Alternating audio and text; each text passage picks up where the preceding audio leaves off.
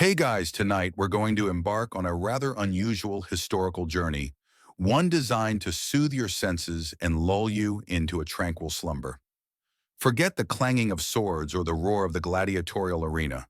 Tonight we're stepping into the heart of ancient Rome's most cherished institution, the public bathhouse. You're going to experience the gentle lapping of water, the low murmur of conversation, the scrape of strigils against skin, and the distant shouts from the exercise yard. It's a sensory feast, a symphony of relaxation and everyday life from 2 millennia ago. You probably won't survive the urge to drift off mid-sentence, which, let's be honest, is entirely the point. So before you get comfortable, take a moment to like the video and subscribe, but only if you genuinely enjoy what I do here. And as you settle in, feel free to drop a comment below telling me where in the world you're listening from and what time it is for you right now. Now dim the lights, maybe turn on a fan for that soft background hum, and let's ease into tonight's journey together. Imagine, if you will, the hustle and bustle of a Roman city street fading behind you. The rough cobbles give way to a smoother, well-trodden path. You're approaching a truly monumental structure, one that dominates the skyline, dwarfing nearby insulae. Those multi-story apartment buildings that were essentially the ancient world's condos. The air itself shifts as you draw closer, carrying with it a distinct scent. A blend of warm, damp stone, faint traces of olive oil, and something vaguely floral perhaps from lingering perfumes, or even the steam rising from internal pools. This isn't just a building, it's an entire complex, a small city within the city, dedicated to the ritual of cleansing, socializing, and unwinding. Mainstream historical fact, Roman public bathhouses, or thermae, were not merely places for bathing. They were massive public centers offering a wide range of services and activities, from exercise and massage to libraries and dining. You can hear a low, constant hum, a background murmur of hundreds of voices, occasionally punctuated by a louder splash or a distant rhythmic thud. It's the sound of ancient life unfolding in a space designed for collective well-being. As you pass under a grand arched entranceway, probably adorned with intricate carvings depicting gods or heroic deeds, the temperature subtly rises. The light indoors is softer, filtered through high windows, casting long, dusty beams through the humid air. The sheer scale is breathtaking.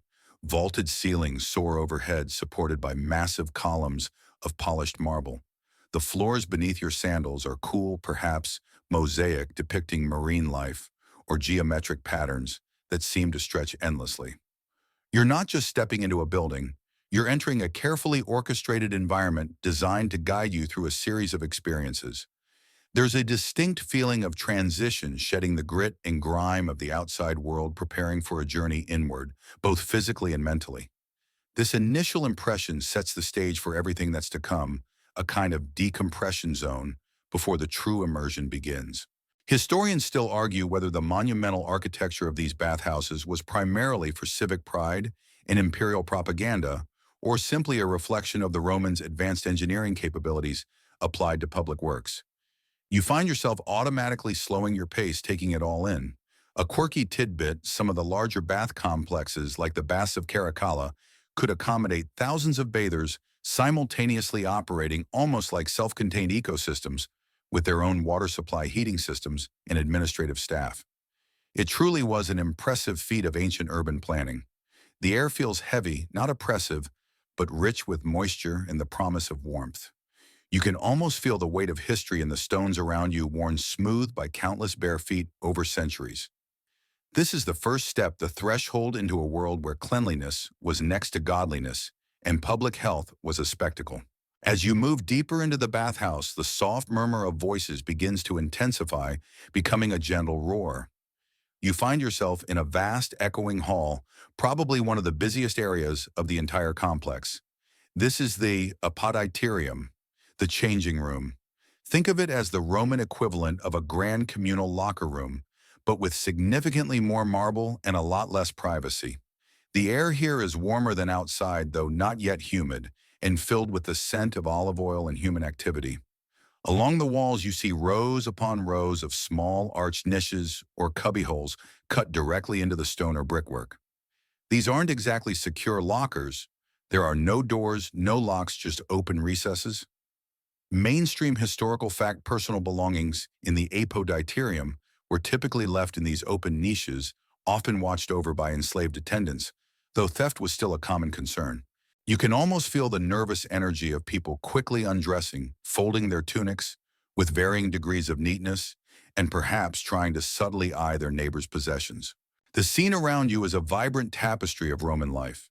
Men and women, though often in separate sections or at different times of day, a topic we'll get to are shedding their outer garments, preparing for the ritual ahead. There's a constant rustle of fabric, the soft slap of bare feet on the stone floor, and the low hum of chatter. Some people are already in their bathing attire, a simple loincloth or a very light tunic depending on the individual and the prevailing customs. Others more daring, or perhaps just more comfortable with their bodies, are completely nude. It's a very public display of vulnerability, yet it seems entirely normal within this space. You might see a stout merchant carefully folding his expensive toga, grumbling softly about the cost of maintaining it, while nearby, a young athlete quickly strips down, eager to get to the exercise yard.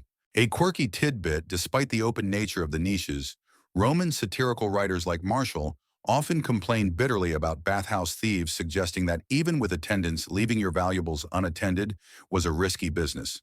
So perhaps that subtle eyeing of possessions wasn't just curiosity. The acoustics of the apoditarium are fascinating. The high vaulted ceilings and hard surfaces create a resonant space where every sound seems to carry an echo. You can hear snippets of conversation from across the room. Gossip boasts about a recent business deal, complaints about the latest political maneuver. It's a symphony of everyday life, unedited and raw. There's a particular sound, too, that stands out: the rhythmic creak and thump of a wooden chest being opened and closed, probably by an attendant retrieving or stowing away someone's clothing. This isn't just a place to change, it's the very first stage of decompression, where the rigid social hierarchies of the outside world begin to loosen, if only slightly. Everyone from the lowliest slave to the most esteemed senator passes through this room. Well, maybe not everyone. Some very elite individuals might have had private changing areas, but for the vast majority, this was the democratic entryway to relaxation. Historians still argue whether the apoditarium served as a significant social leveling space, or if class distinctions simply manifested in different ways, like the quality of one's bathing accessories or the number of accompanying enslaved persons. You might notice a small pile of discarded sandals near a pillar, suggesting someone has already moved on, perhaps too impatient to fold their tunic neatly. The air, though warm, feels strangely liberating, as if shedding your clothes also means shedding the burdens of the day. You take a deep breath, the scent of 1,000 past lives lingering faintly around you. Leaving the immediate social buzz of the apoditarium behind you, now drift towards a more active yet still distinctly social space, the palestra.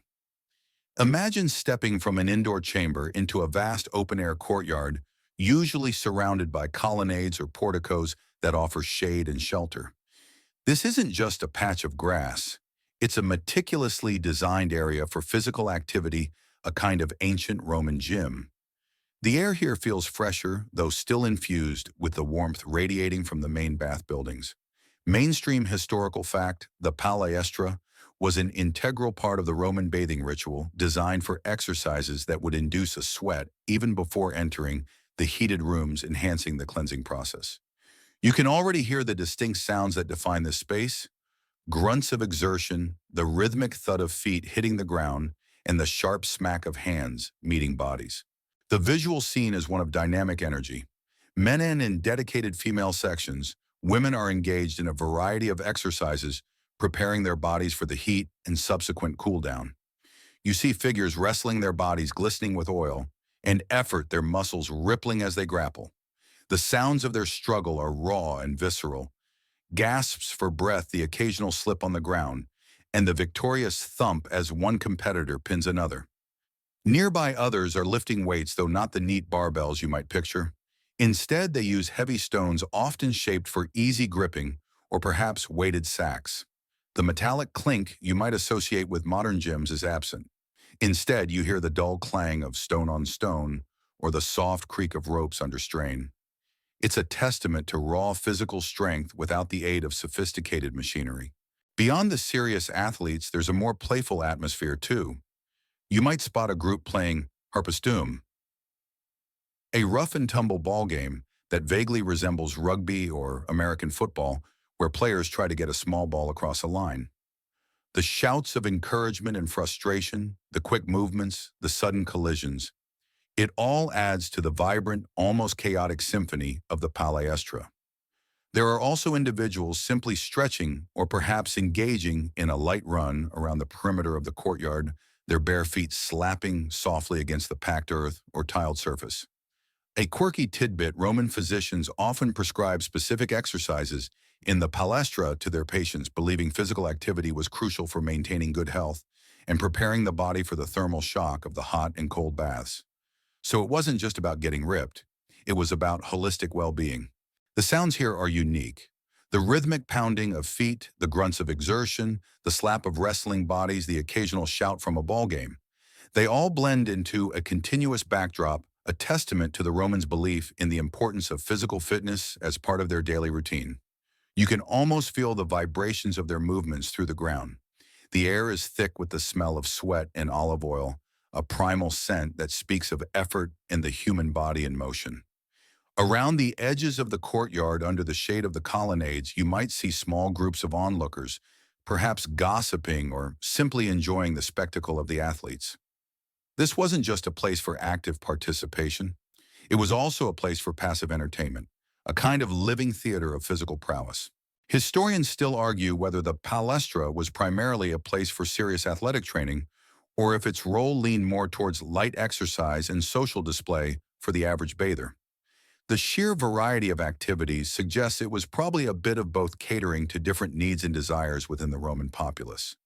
You can almost feel a gentle breeze wafting through the open courtyard, a welcome counterpoint to the growing internal warmth of your body. This active preamble is an essential part of the Roman bathing experience, preparing the body for the cleansing heat to come.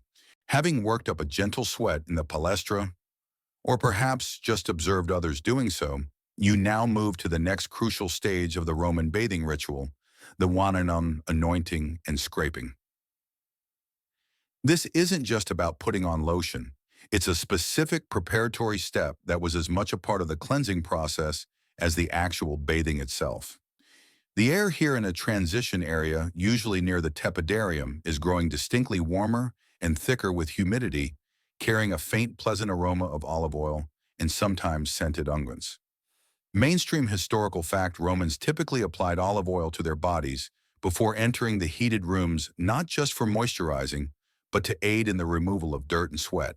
You might be in a smaller, quieter room, or simply a designated alcove within a larger hall where people are preparing themselves.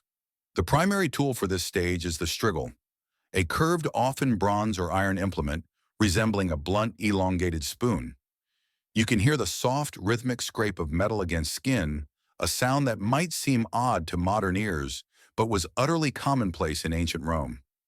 Imagine someone holding out their arm and an attendant or a friend, or even themselves, running the strigil down its length, pulling off a mixture of oil, sweat, and accumulated grime.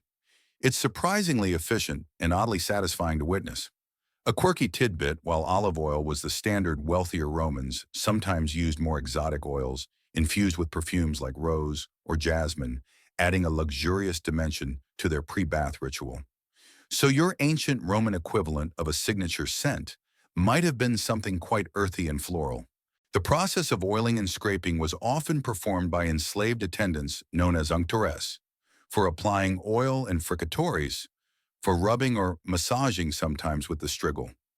You can hear their low murmurs as they work, perhaps a polite instruction or a quiet sigh.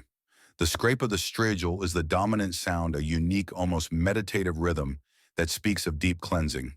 It's not a violent scrape. Rather, it's a careful, deliberate motion designed to lift impurities from the pores opened by the warmth of the surrounding air. You might see small, round pottery bottles or alabaster jars known as ampullae containing the precious oils sitting on ledges or being passed between bathers. These weren't just functional. Many were beautifully crafted, almost miniature works of art themselves. Beyond the physical act, there's a social dimension to this preparation. It's a moment of focused personal care, often performed in a communal setting. You might observe a father helping his son or friends assisting each other. It speaks to a different concept of personal space and public intimacy than we are accustomed to today.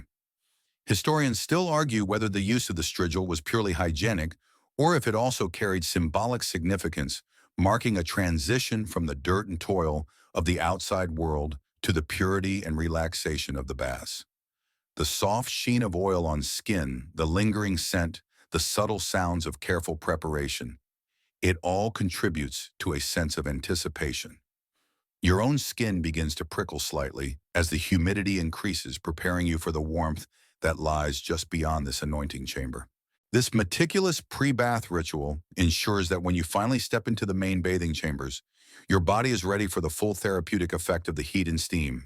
With your skin now glistening faintly with oil, you are ready for the true immersion into the warmth of the Roman baths. You pass through an archway, leaving the preparatory area behind, and immediately feel a soft, enveloping embrace of humid air. This is the tepidarium. Shomer's the warm room. It's the transitional space, the gentle introduction to the more intense heat to come, and it's arguably one of the most pleasant chambers in the entire complex. Mainstream historical fact, the tepidarium served as an intermediate chamber, allowing bathers to gradually acclimate their bodies to the rising temperatures, preventing thermal shock. The air here is thick with moisture, but it's a comfortable warmth, not yet stifling. Imagine stepping into a vast, slightly steamy conservatory on a mild overcast day. The light, though still diffused by high windows, feels softer, almost hazy as it filters through the humid air.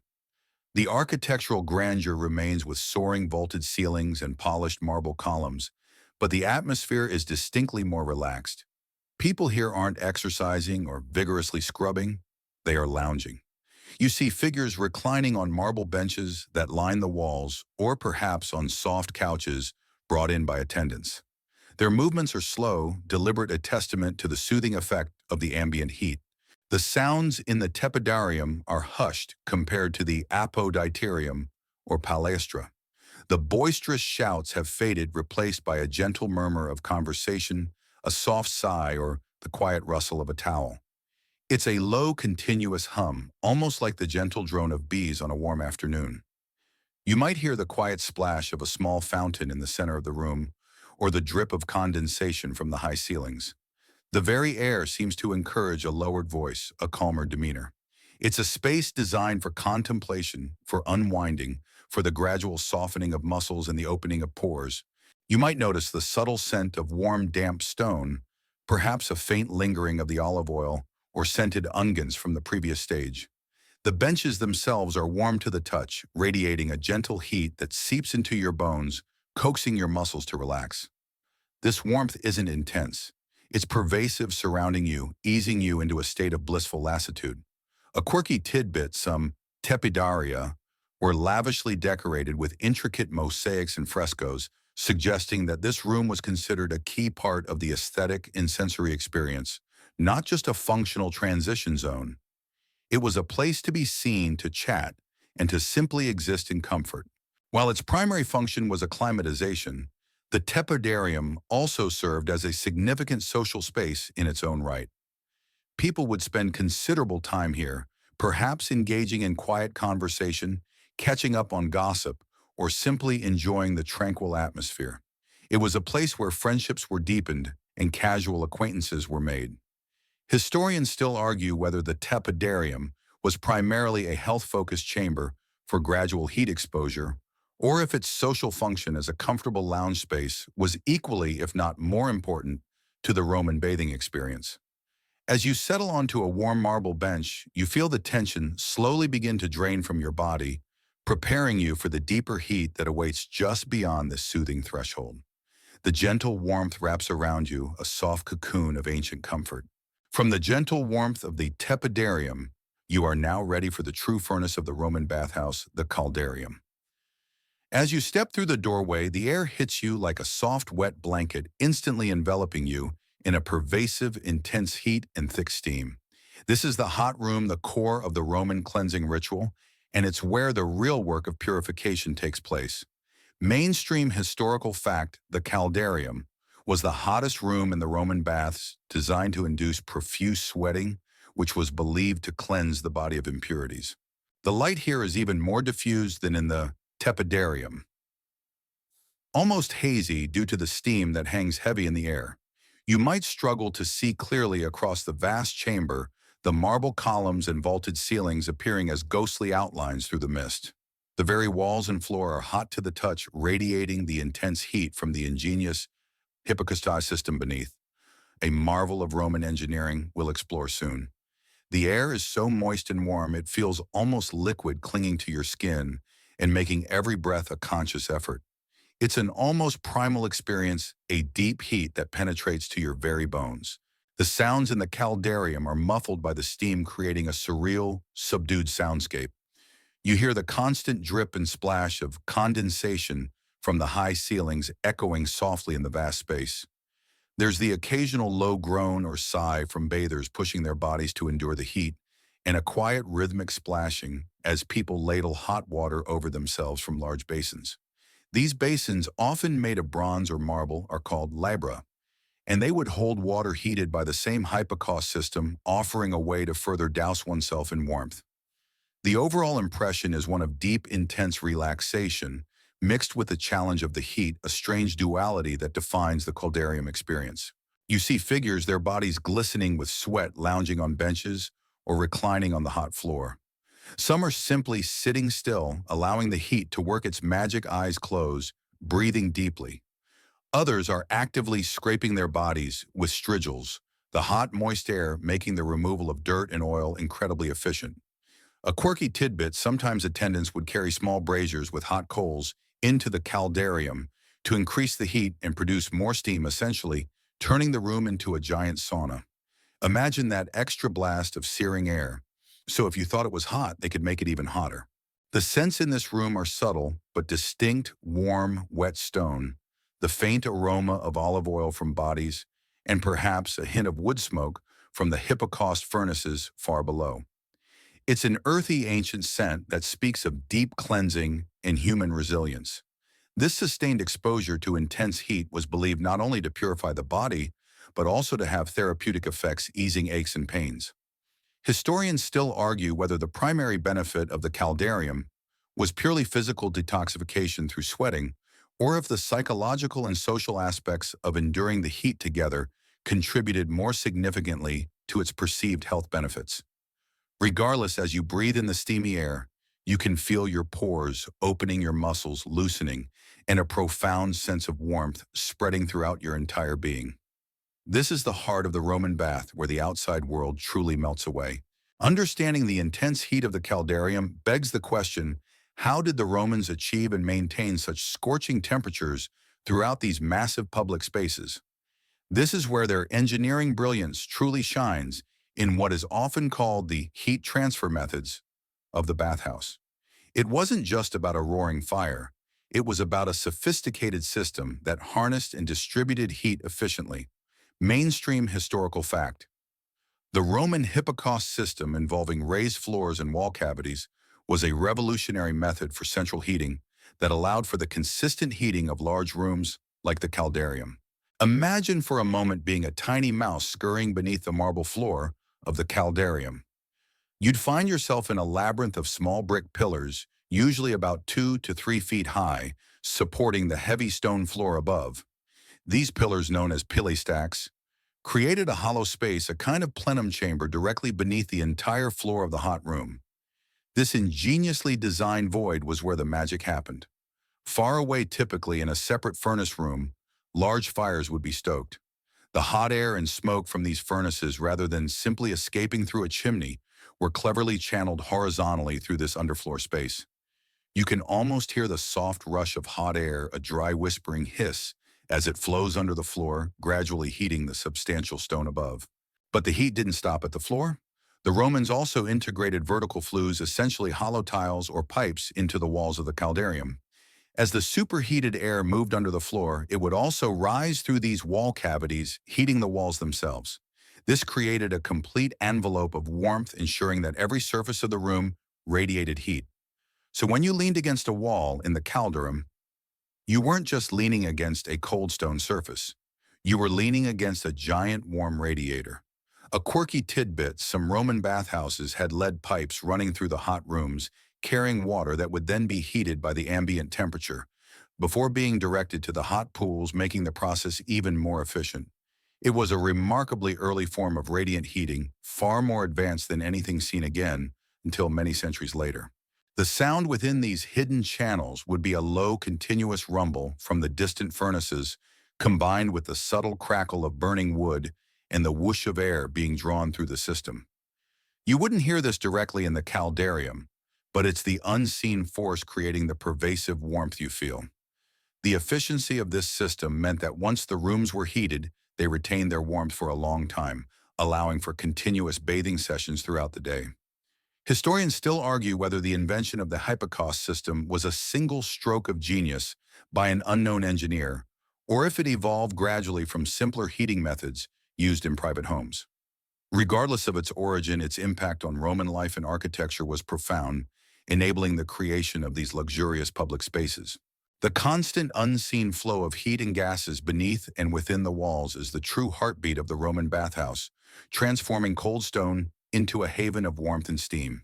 Having fully embraced the intense heat of the monocaldarium, your body now feels like a sponge, thoroughly soaked in warmth, your pores wide open. This is the culmination of the heat phase that we're sweating and cleansing. It's a primal, almost meditative experience as your body works in overdrive, expelling impurities in rivulets of perspiration. Mainstream historical fact: profuse sweating in the caldarium was considered essential for health, as Romans believed it drew out toxins and impurities from the body, leading to a deeper cleanse than mere washing. The air around you is still thick with steam, clinging to your skin, making every breath feel warm and moist. You can feel the beads of sweat forming on your forehead, trickling down your temples, and collecting in the hollows of your collarbone.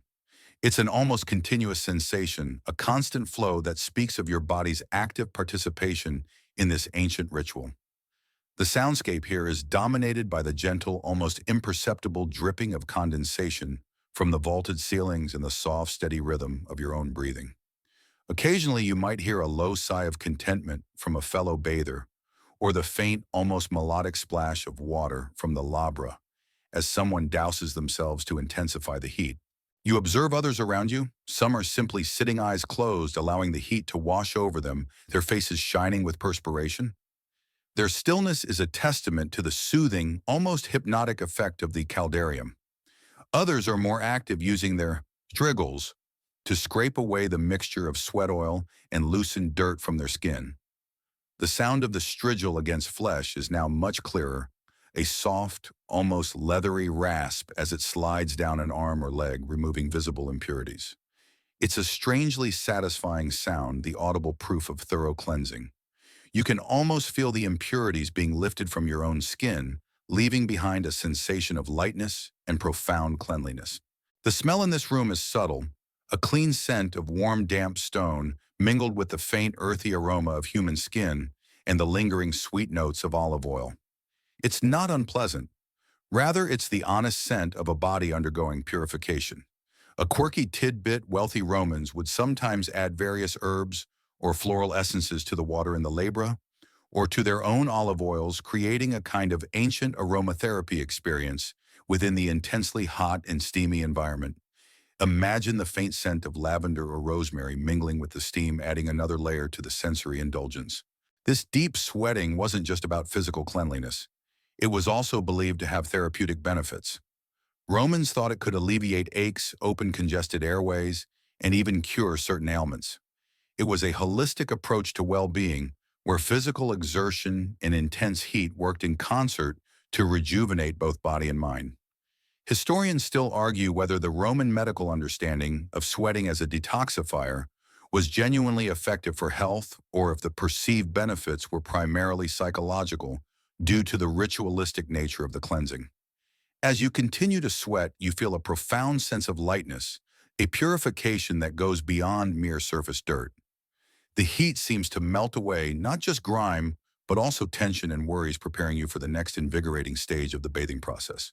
After enduring and hopefully enjoying the intense heat and cleansing sweat of the caldarium, your body is now thoroughly warmed and pliable. This is the perfect moment for the next indulgent step of massage techniques. Roman bathhouses weren't just about hot water and steam. They were comprehensive wellness centers, and a good massage was often a vital part of the experience, designed to further relax muscles and stimulate circulation. Mainstream historical fact massage was a common practice in Roman baths, often performed by skilled enslaved attendants, who understood various techniques to aid relaxation and recovery. You move from the main steamy chamber of the caldarium to a slightly less humid, but still very warm adjoining room or designated area. The light here might be a little brighter, allowing for clearer visibility, though still soft and diffuse. The air carries the lingering scent of warm skin olive oil and perhaps a faint, invigorating aroma of herbs that some masseurs might have used in their oils. The soundscape shifts from the muffled drips of the caldarium to a more intimate hum, low murmurs of conversation, the soft squelch of hands on oiled skin, and the occasional satisfying pop or crackle of joints being stretched. You might see various forms of massage being performed. Some are vigorous, deep tissue massages designed to work out knots and tension. You can hear the deeper press of thumbs into muscle, the stretch of limbs, and the occasional grunt of effort from both the masseur and the bather. Other massages are gentler, more soothing, designed for pure relaxation. Here the sounds are softer, a rhythmic stroking and kneading, almost like a lullaby for the muscles. Attendants, often highly trained, would use various techniques, sometimes incorporating heated oils or even small smooth stones to apply pressure.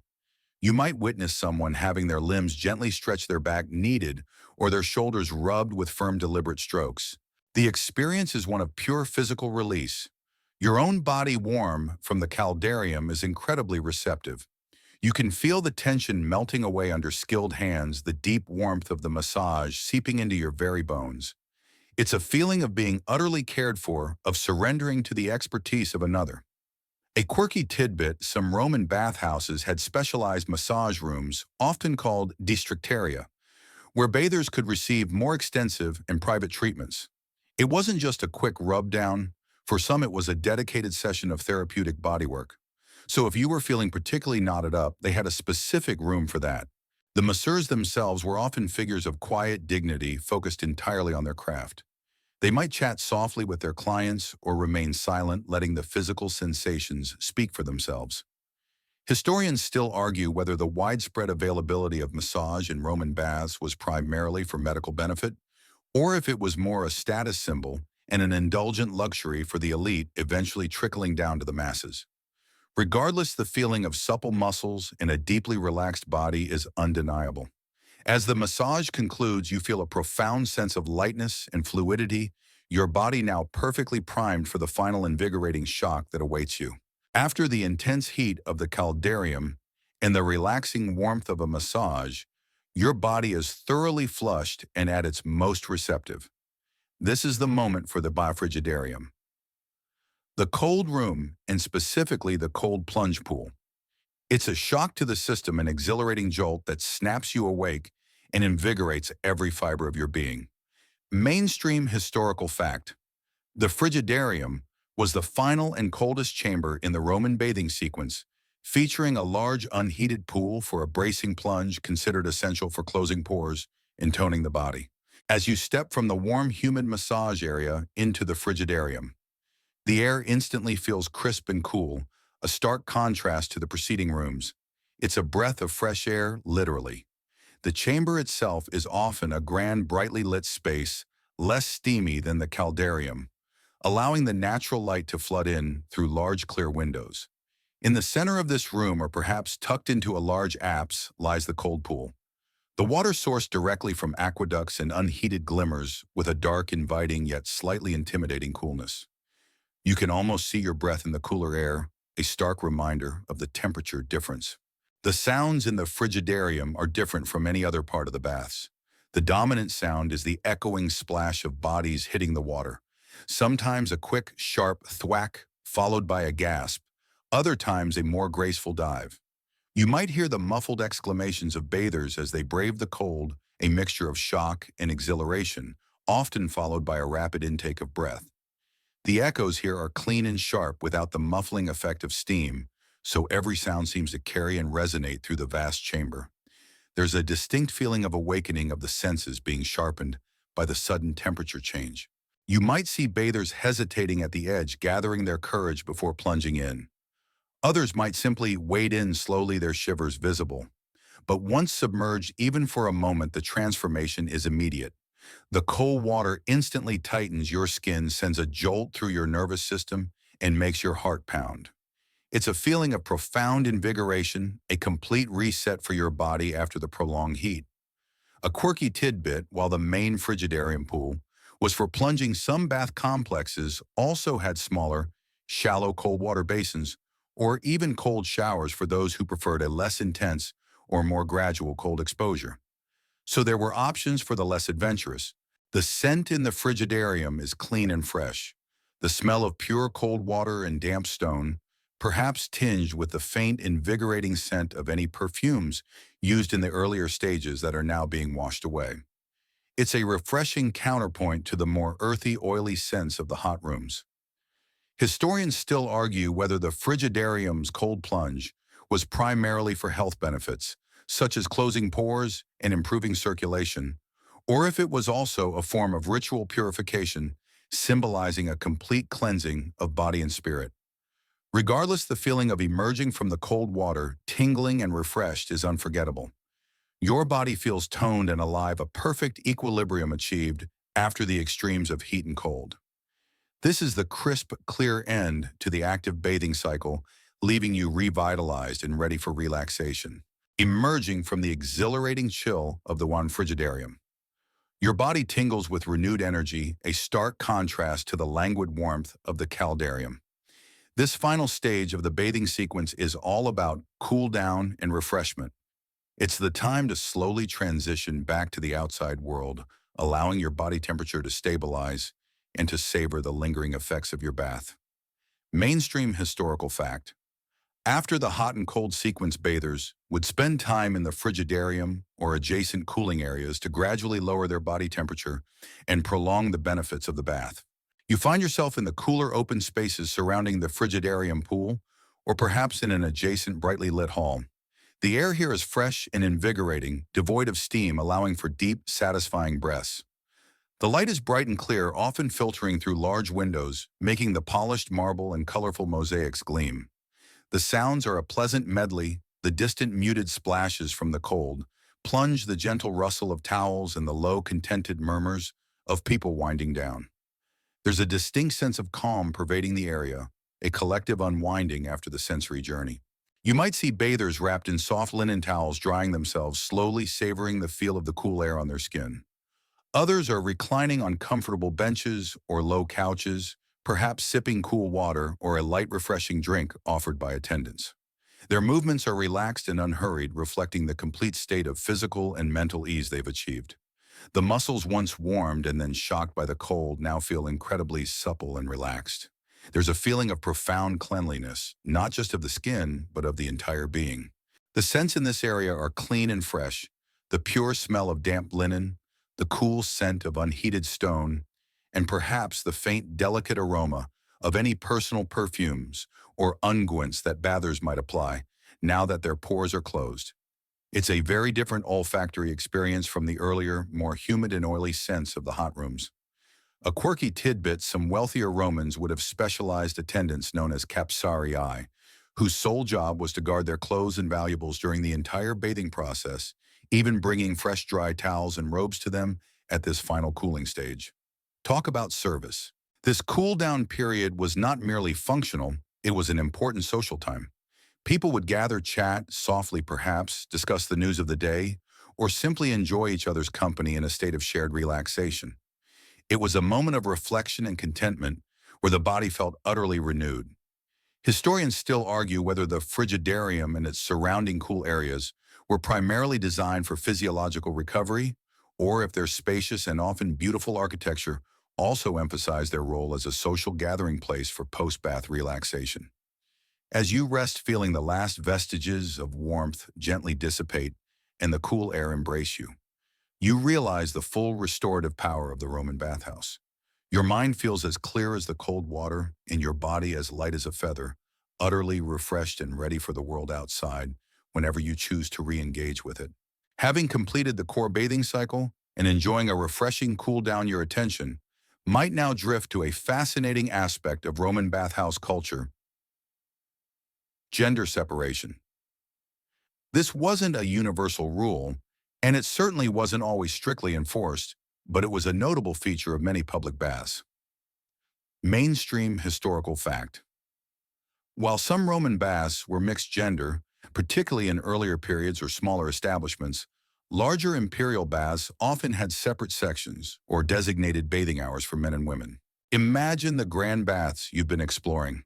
For women, there might have been a completely separate wing, a mirror image of the men's section, but with its own apoditerium, tepidarium, caldarium, and frigidarium. The sounds would be similar: splashes, murmurs, the scrape of strigils, but perhaps at a slightly different pitch or with a more delicate intonation. The atmosphere might feel a bit more sedate, less focused on vigorous exercise, and more on beauty rituals and quiet conversation. You might hear the gentle clink of unguent jars, the soft rustle of fine linen, and perhaps the low hum of women chatting about family matters or the latest fashion trends. Alternatively, in some baths or at different periods, the separation wasn't by distinct wings, but by time. You might have seen signs, though of course they'd be in Latin, and you probably wouldn't understand them on sight, indicating men's hours or women's hours. Perhaps men bathed in the afternoon and women in the morning, or vice versa. This temporal segregation allowed the same facilities to be used by both genders without direct interaction in the most intimate spaces. The sounds would then shift with the changing clientele, from the deeper voices and athletic grunts of men to the lighter chatter and more sedate movements of women. A quirky tidbit: some Roman moralists and satirists complained bitterly about mixed bathing, viewing it as a sign of declining morals. These complaints often led to imperial decrees attempting to ban or restrict mixed gender access, though enforcement was likely sporadic. So there was definitely a moral panic about public nudity even back then. The reasons for these varying approaches are complex. Sometimes it was practical, allowing more people to use the same large facility efficiently. Other times it was driven by social customs and moral expectations, which fluctuated throughout Roman history and across different regions of the empire. Historians still argue whether the primary driver for gender segregation in Roman baths was religious and moral conservatism, or simply a practical response to managing large numbers of diverse bathers. You might notice subtle differences in the decorations if you could observe both sections. Perhaps more elaborate frescoes depicting goddesses and scenes of domestic life in the women's sections, contrasted with heroic myths and athletic contests in the men's. The air in these separate spaces would carry similar sense of warmth and cleanliness, but the subtle human element, the different pitch of voices and rhythms of movement, would mark them as distinct. This evolving approach to gender in public spaces highlights the dynamic nature of Roman society itself, always adapting and sometimes conflicting. After experiencing the architectural marvels and social buzz of the Roman baths, it's worth considering the practicalities of how these vast establishments fit into the daily lives of ordinary Romans. Specifically, let's explore their opening hours and costs, revealing just how accessible these essential facilities truly were. Mainstream historical fact: Roman public baths were incredibly affordable, sometimes even free, making them accessible to virtually all social classes, and they typically opened in the early afternoon, remaining open until dusk. Imagine the first stirrings of activity in the bathhouse each day. You'd likely hear the distant creak of heavy doors being opened, the rhythmic splashing as the pools were refreshed with new water, and the quiet murmur of early attendants preparing the various chambers. Most public baths didn't open their doors at dawn. Instead, they usually welcomed bathers from about noon or early afternoon, after the main working hours for many Romans. This timing allowed people to finish their morning duties, whether in the forum, the workshops, or the fields, before heading to the baths for relaxation and social engagement. The sounds would gradually build from this quiet morning preparation to the lively hum of the afternoon. The cost was truly astonishing in its affordability. For many public baths, especially those funded by emperors or wealthy benefactors, the entrance fee was a quadran serene, the smallest Roman coin. Think of it as a single penny today. For that minuscule sum, you gained access to the entire complex: the exercise yard, the changing rooms, the hot, warm, and cold pools, and often even massage services. This extreme affordability meant that the baths were not a luxury reserved for the elite. They were a fundamental part of daily life for virtually everyone, from the wealthiest senator to the humblest laborer, or even the enslaved person whose master might pay their entrance fee. A quirky tidbit: some wealthy patrons would occasionally pay the entrance fee for everyone at a particular bathhouse for a day as a form of public generosity or political gesture, making bathing truly free for a short period. Imagine the rush to get in on those days. The sounds would change as the day progressed. In the early afternoon, a trickle of bathers, then a steady stream, eventually building to a veritable torrent of humanity. The shouts from the palestra would grow louder, the conversations in the tepidarium more animated, and the splashes in the frigidarium more frequent. As dusk approached, the activity would slowly wind down.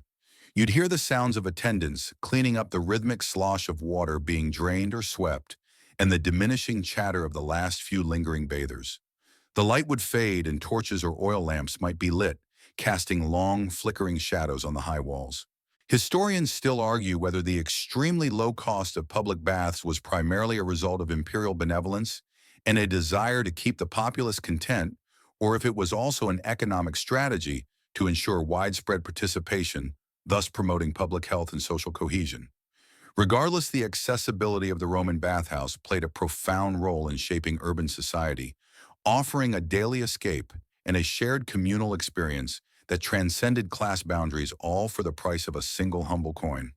It truly was a daily democracy of leisure. After navigating the grand halls, the bustling palestra, and the steamy chambers, a natural question arises: what exactly did Romans wear, or not wear, during this elaborate bathing ritual? Understanding bathing attire offers a fascinating glimpse into Roman attitudes towards nudity, modesty, and the body. Mainstream historical fact: while some Romans bathed nude, particularly men, others wore a simple loincloth, subligaculum, or a lightweight tunic, depending on personal preference, social context, and the rules of specific bathhouses. As you move through the apoditerium, you would have noticed a spectrum of attire. For many men, particularly those engaging in vigorous exercise in the palestra, before their bath, complete nudity was common and entirely accepted. There was a practicality to it. No wet clothes to deal with full freedom of movement. The sounds accompanying this might have been the soft slap of bare skin, the unhindered movement of limbs, and the casual rustle of garments being shed and then retrieved. It wasn't about exhibitionism. It was simply the practical uniform of the bath. However, nudity wasn't compulsory, and for many a simple loincloth, subligaculum, was preferred. Imagine a piece of fabric, perhaps linen or wool, artfully wrapped and tied around the waist and groin, providing minimal but sufficient covering. You might see a bather adjusting their subligaculum before a plunge, or an attendant handing one to someone emerging from a hot room. This choice often came down to individual comfort, modesty, or perhaps even a desire to avoid the moral critiques of some stricter philosophers who frowned upon public nakedness. For women, when they were in mixed-gender baths, which, as we discussed, varied greatly over time, and place a two-piece garment resembling a modern bikini known as a strophium for the top and subligaculum for the bottom was sometimes worn. However, in female-only sections or at designated women's hours, complete nudity was also common and accepted. A quirky tidbit: despite the widespread acceptance of nudity or minimal attire, there was a constant undercurrent of commentary from Roman writers about bathing etiquette. For instance, Seneca the Younger, a Stoic philosopher, complained about the noise in the baths, but also subtly critiqued the unruliness of some bathers, implying that even in a state of undress, decorum was expected. So while bare, you were still expected to behave. You wouldn't see people running wild or being overtly boisterous in the most intimate bathing chambers, even if nude. The sounds, therefore, were directly influenced by the attire. The less fabric, the more direct the sounds of the human body. The splash of skin hitting water, the soft squelch of sweat, the natural sounds of movement. With more fabric, you'd hear the soft swish and dampen of wet linen. Historians still argue whether the prevalence of nudity in Roman baths primarily reflected a different cultural attitude towards the body compared to later periods, or if it was simply the most practical and hygienic choice for a public bathing environment. Regardless of the choice, the freedom to shed the formal constraints of daily clothing, whether fully or partially, was a core part of the bathhouse experience, a literal stripping away of societal roles to embrace a shared communal cleansing. Beyond the physical act of cleansing, Romans held a profound belief in the wider implications of their bathing rituals. This leads us to consider the health benefits they perceived from regular visits to the thermae Iran. For them, the baths were far more than just a place to get clean. They were a vital component of a healthy lifestyle, a preventative medicine, and even a form of therapy. Mainstream historical fact. Roman physicians and common belief attributed numerous health benefits to bathing, including improved circulation, muscle relaxation, detoxification through sweating, and relief from various ailments. Imagine yourself immersed in the caldarium, feeling the deep penetrating heat. Romans believed this extreme warmth opened the pores, allowing the body to sweat out harmful humors. Ancient medical theory posited that the body was composed of four primary humors: blood phlegm, yellow bile, and black bile, and an imbalance caused illness. Sweating, therefore, was a form of detoxification, a way to restore balance. You can almost feel your own body working, expelling impurities, and imagine the Romans' satisfaction at this visible sign of internal cleansing.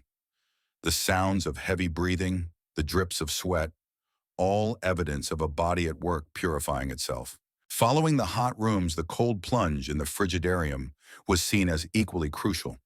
The sudden shock of cold water was thought to tighten the skin, close the pores, and invigorate the nervous system. This rapid constriction and expansion of blood vessels was believed to improve circulation, making the body more resilient. You can almost hear the sharp gasp of a bather entering the cold water, quickly followed by the invigorating rush of blood as their system reacts. It was believed to tone the body both internally and externally. A quirky tidbit: some Roman medical texts even recommended specific types of water, e.g. mineral springs, or particular bathing sequences for different ailments, turning bathhouses into ancient medical clinics, sometimes even with resident physicians. So it wasn't just general health, they had specific prescriptions for what ailed you. Beyond the hot-cold therapy, the exercise in the palestra was crucial for physical fitness, and the massages were seen as therapeutic for aching muscles and joints. Even the act of socializing in the tepidarium and cool-down areas was believed to reduce stress and improve mental well-being. The entire cycle was a holistic approach to health, addressing the body, mind, and even the spirit. Historians still argue whether the actual physiological benefits of Roman bathing were as extensive as Romans believed, or if the strong placebo effect and the benefits of regular exercise and hygiene were the primary contributors to their perceived health improvements. Nevertheless, the deep conviction that the baths were profoundly beneficial fueled their daily ritual. As you relax, you can almost feel the aches leaving your own muscles, a testament to the enduring human belief in the restorative power of heat, water, and movement. If you simply imagine the Roman bathhouse as a quiet, serene spa, you're missing a crucial, vibrant element. Step back into the bustling reality and let's fully absorb the noise and ambiance of these incredible public spaces. Far from silent sanctuaries, Roman thermae were cacophonous hubs of activity, a symphony of ancient life. Mainstream historical fact. Roman bathhouses were notoriously loud and bustling places, filled with a diverse array of sounds from various activities which some contemporary writers like Seneca found irritating. Imagine standing in a central courtyard, or perhaps near the apodyterium, where the sounds from all corners converge. The predominant sound is the low, continuous roar of hundreds of voices, a constant hum of conversation, gossip, and laughter. This isn't a quiet murmur, it's a vibrant, living sound like a bustling marketplace or a busy railway station. You hear the distinct splashes from the frigidarium pool, perhaps a joyous whoop or a shocked gasp as someone plunges into the cold water. From the palestra, you pick up the rhythmic thud of wrestling bodies, the clanging of weights, and the sharp shouts of athletes playing ball games. It's a dynamic, ever-changing auditory tapestry.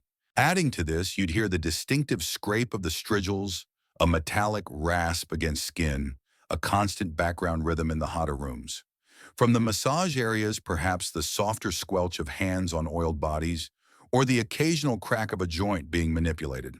And then there are the less appealing but equally present sounds, the hawkers selling snacks and drinks, their voices raised to be heard over the din calling out their wares. You might hear the distant continuous creak of the furnace doors, the rhythmic thud of wood being thrown onto the fires, and the low continuous rumble of the hippocaust system pushing hot air through the chambers below.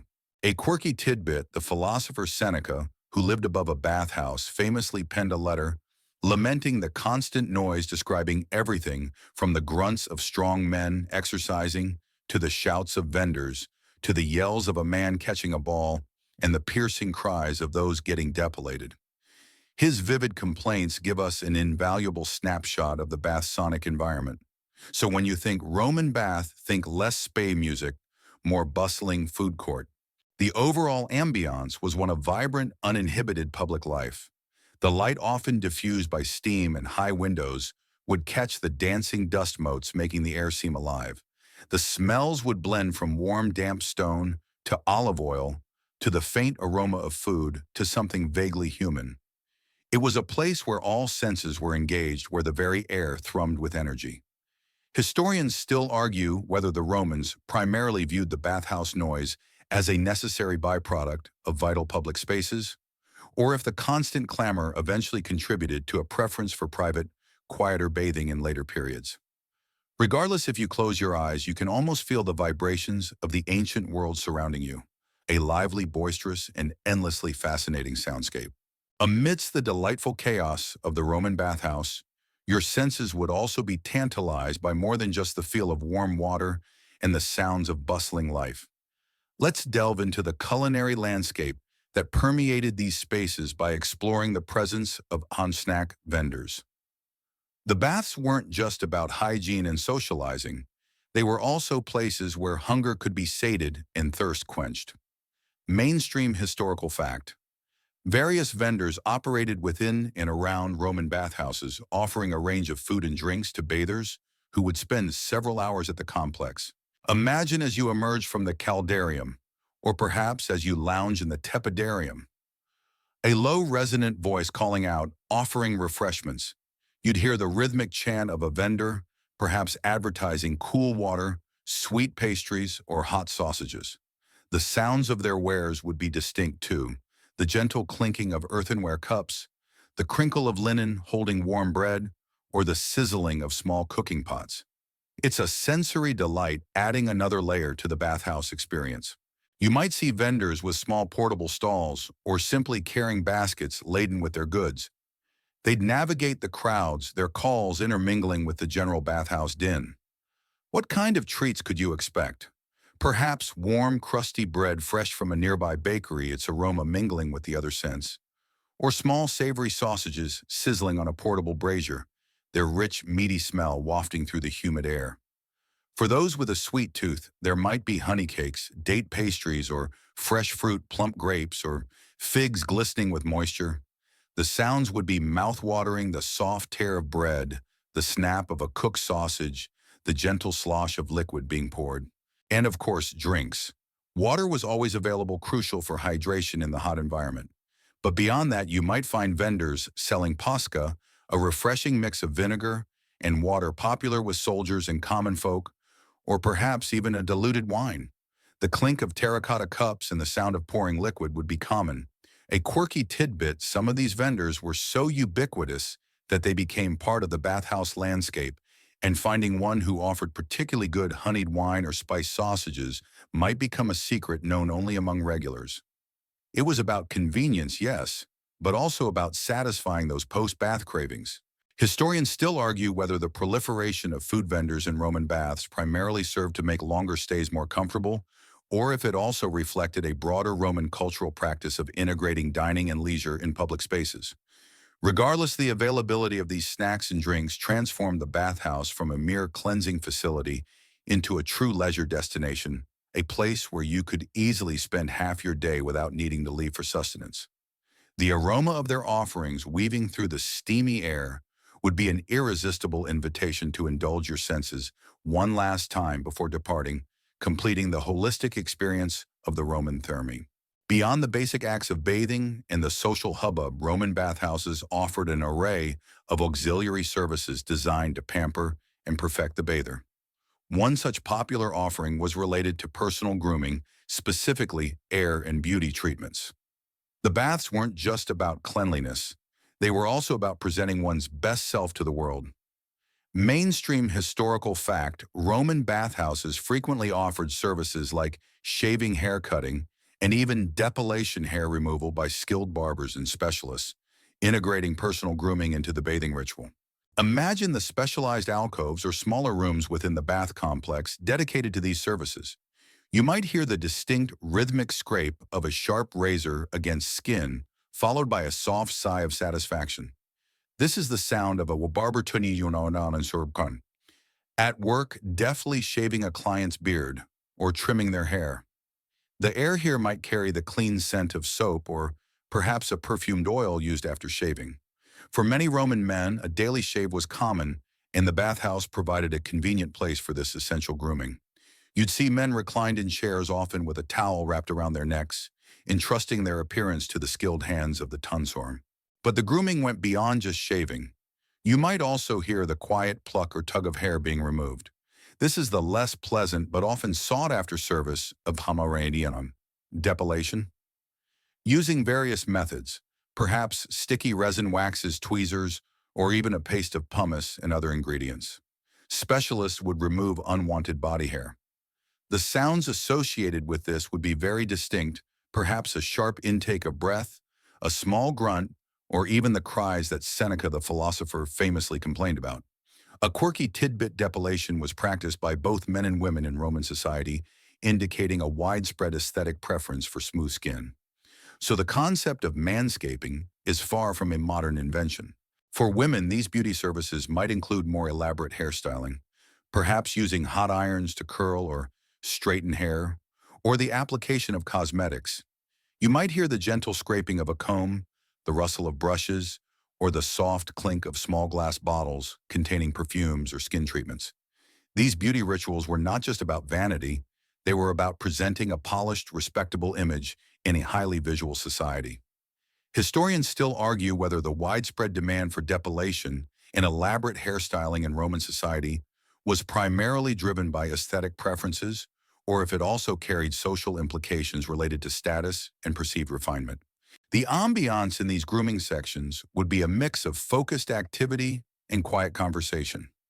The light would be good, allowing for precision work. The scents would range from the sharp tang of metal on skin to the subtle sweetness of floral perfumes. It adds another layer to the understanding of the Roman bathhouse. Not just a place for water and steam, but a comprehensive facility catering to every aspect of personal well-being and presentation. It was a place where you could emerge not just clean, but utterly transformed, ready to re-enter the Roman world with renewed confidence. Beyond the overt rituals of bathing and grooming, Roman bathhouses were also vibrant hubs of less formal entertainment, where leisure and even a touch of vice could be found. Let's uncover the world of gambling and games that often took place within these bustling complexes.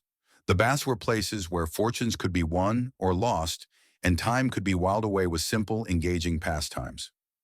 Mainstream historical fact. Various forms of informal gaming and gambling, including dice games and board games, were common activities in Roman bathhouses, adding another layer to their social function. Imagine as you stroll through the cool-down areas, or perhaps a covered portico, adjacent to the main bathing halls, you hear a distinct clatter. It's the sound of dice tumbling across a wooden board, followed by a sharp exhalation or a triumphant shout. You've stumbled upon a group engaged in gambling. The Romans were avid gamblers, and the baths provided an ideal informal setting for it. You might see small carved dice, often made of bone or ivory, being shaken in a cup before being cast onto a flat surface. The sounds would be sharp and immediate, the rattle of the dice, the slap as they hit the table, the murmur of bets, and the rapid exchange of small coins. Beyond dice, various board games were popular. You might spot a game of ludus latrunculorum, a strategic game somewhat akin to checkers or chess played on a checkered board with different pieces. The sounds here would be more subdued, the gentle thud of a wooden piece being moved, the thoughtful silence of players contemplating their next move, occasionally broken by a quiet, calculating comment. Another common game was tabula, a game similar to backgammon involving dice and moving pieces along a board.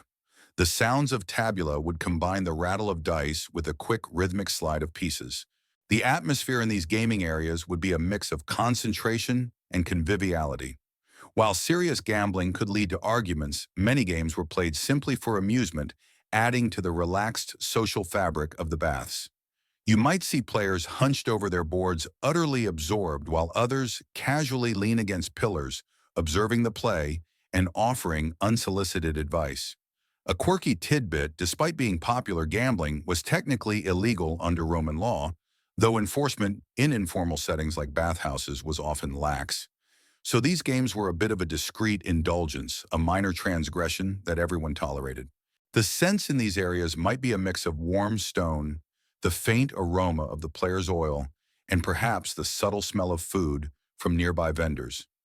Historians still argue whether the prevalence of gambling and games in Roman baths was primarily a symptom of general Roman leisure habits, or if the bathhouse environment specifically encouraged such pastimes due to its relaxed atmosphere and long periods of downtime for bathers. Regardless, these small pockets of play and chance reveal another facet of the vibrant, multi-purpose nature of the Roman bathhouse, a place where recreation stretched far beyond just personal hygiene. Beyond the clatter of dice and the splash of water, the Roman bathhouse held a quieter yet equally significant dimension. Let's explore how these bustling centers of social life also fostered reading and libraries. The baths weren't just for the body, they were for the mind too, offering spaces for intellectual pursuit and quiet contemplation. Mainstream historical fact, many large Roman bath complexes incorporated libraries allowing bathers to read or engage in scholarly pursuits during their leisure time. Imagine stepping away from the main hubbub, perhaps into a secluded alcove, or a specially designated room often located in the cooler, quieter parts of the complex. The soundscape here would be distinctly different, a softer murmur, perhaps the gentle rustle of papyrus rolls, or the quiet turning of pages. You might hear the low, hushed tones of someone reading aloud to themselves, or the soft scratching of a stylus on a wax tablet as someone jots down a thought. It's a space where the mind could finally find peace amidst the physical activity. These libraries weren't just an afterthought. They were often beautifully designed with rows of wooden shelves holding hundreds, even thousands of papyrus scrolls. The light would be good, probably filtered through high windows providing ample illumination for reading without being too harsh. You might see scholars, poets, or simply curious citizens deeply engrossed in texts ranging from philosophy and history to poetry and rhetoric. This integration of intellectual activity within a leisure complex speaks volumes about Roman values, that learning and self-improvement were not confined to specialized institutions, but were part of everyday life. A quirky tidbit, some bathhouse libraries had separate sections for Greek and Latin texts, reflecting the bilingual nature of the Roman elite and the importance of Greek literature in Roman intellectual life. So you could catch up on Homer and Virgil all in one convenient location. The scent in these library areas would be unique too, the dry, earthy smell of ancient papyrus and parchment, mingled with the faint aroma of cedarwood from the shelves. It's a scent that evokes quiet contemplation and accumulated wisdom, a stark contrast to the humid bodily scents of the bathing chambers.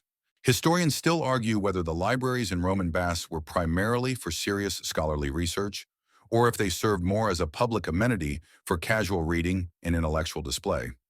Regardless, their presence indicates a society that valued literacy and intellectual engagement even in its most relaxed public spaces.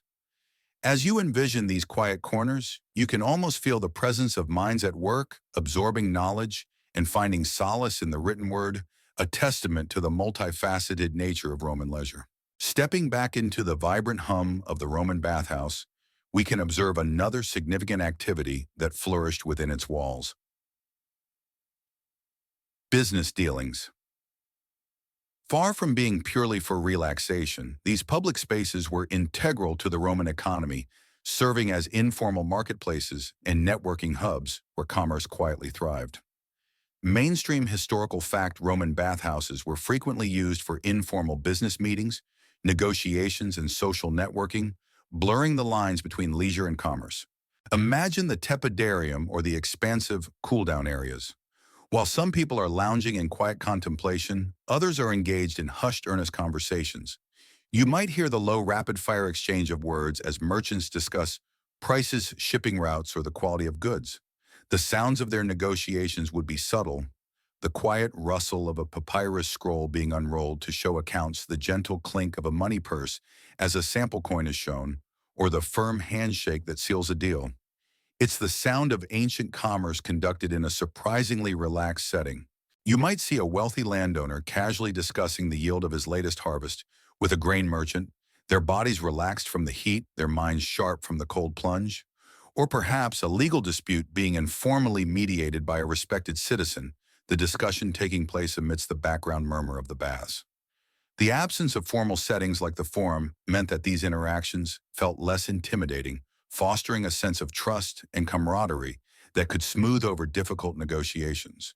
The atmosphere would be one of polite purposefulness, a subtle blend of social grace and commercial shrewdness. A quirky tidbit, some bathhouses even had small semi-private alcoves or rooms that could be rented for more discreet meetings, suggesting that the integration of business into the bathing routine was a recognized and even accommodated practice. So if you had a particularly sensitive deal to close, you could find a little nook to ensure privacy. The scents in these areas would be a mix of warm stone and the lingering body oils, perhaps occasionally tinged with the dry, papery smell of business documents. Historians still argue whether the widespread use of bathhouses for business transactions primarily reflected the Romans' practical approach to multitasking, or if it also indicated a deeper cultural belief that important decisions should be made in a state of physical and mental clarity achieved through bathing.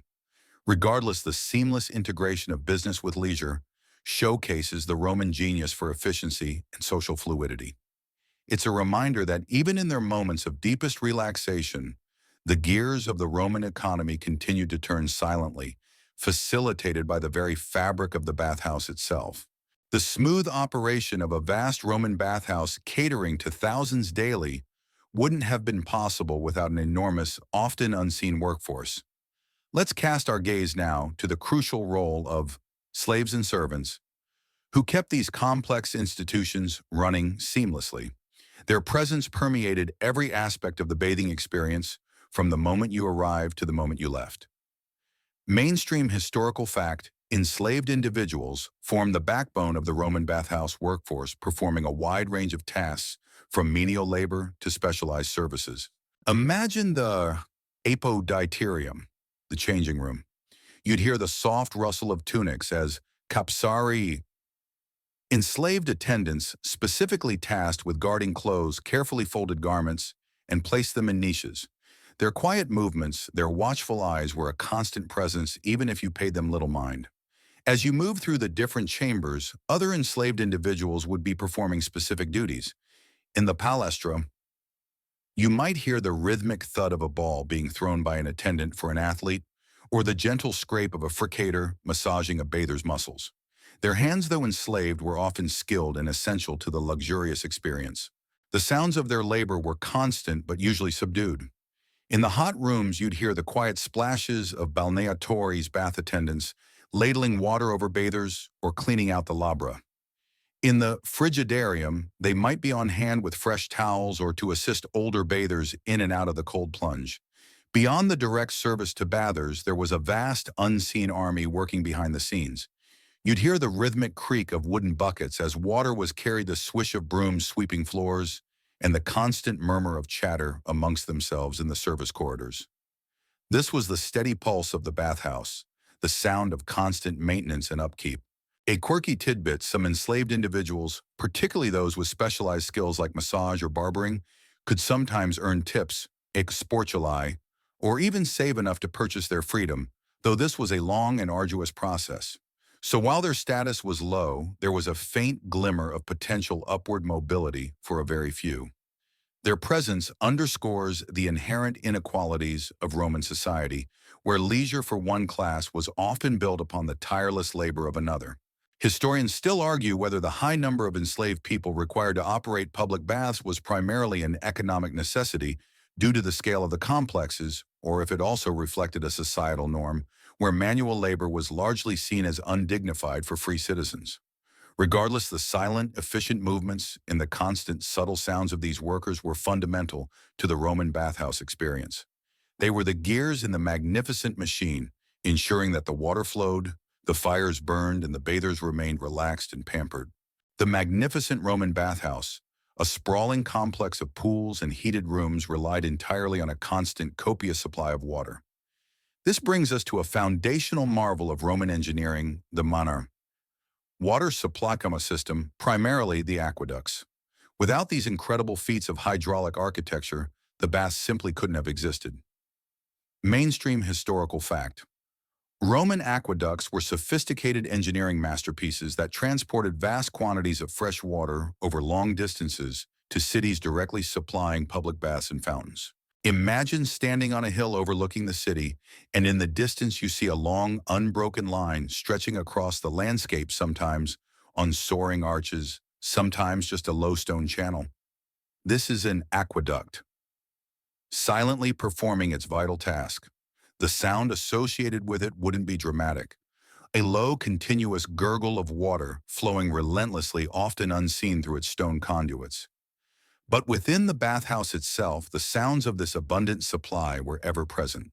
You'd hear the constant, gentle overflow of water from the main cisterns into the pools, a soft, steady rush. Within the bathhouse, the aqueduct water would first arrive at a large reservoir, often located on higher ground, nearby to ensure gravity could do its work. From there, lead or ceramic pipes would branch off, distributing water to the various pools, the caldarium, tepidarium, and most importantly, the frigidarium, which required a constant refresh of cold water. You'd hear the steady drip from a fountain, the quiet gush as a pool was filled, or the soft lapping sound as water circulated.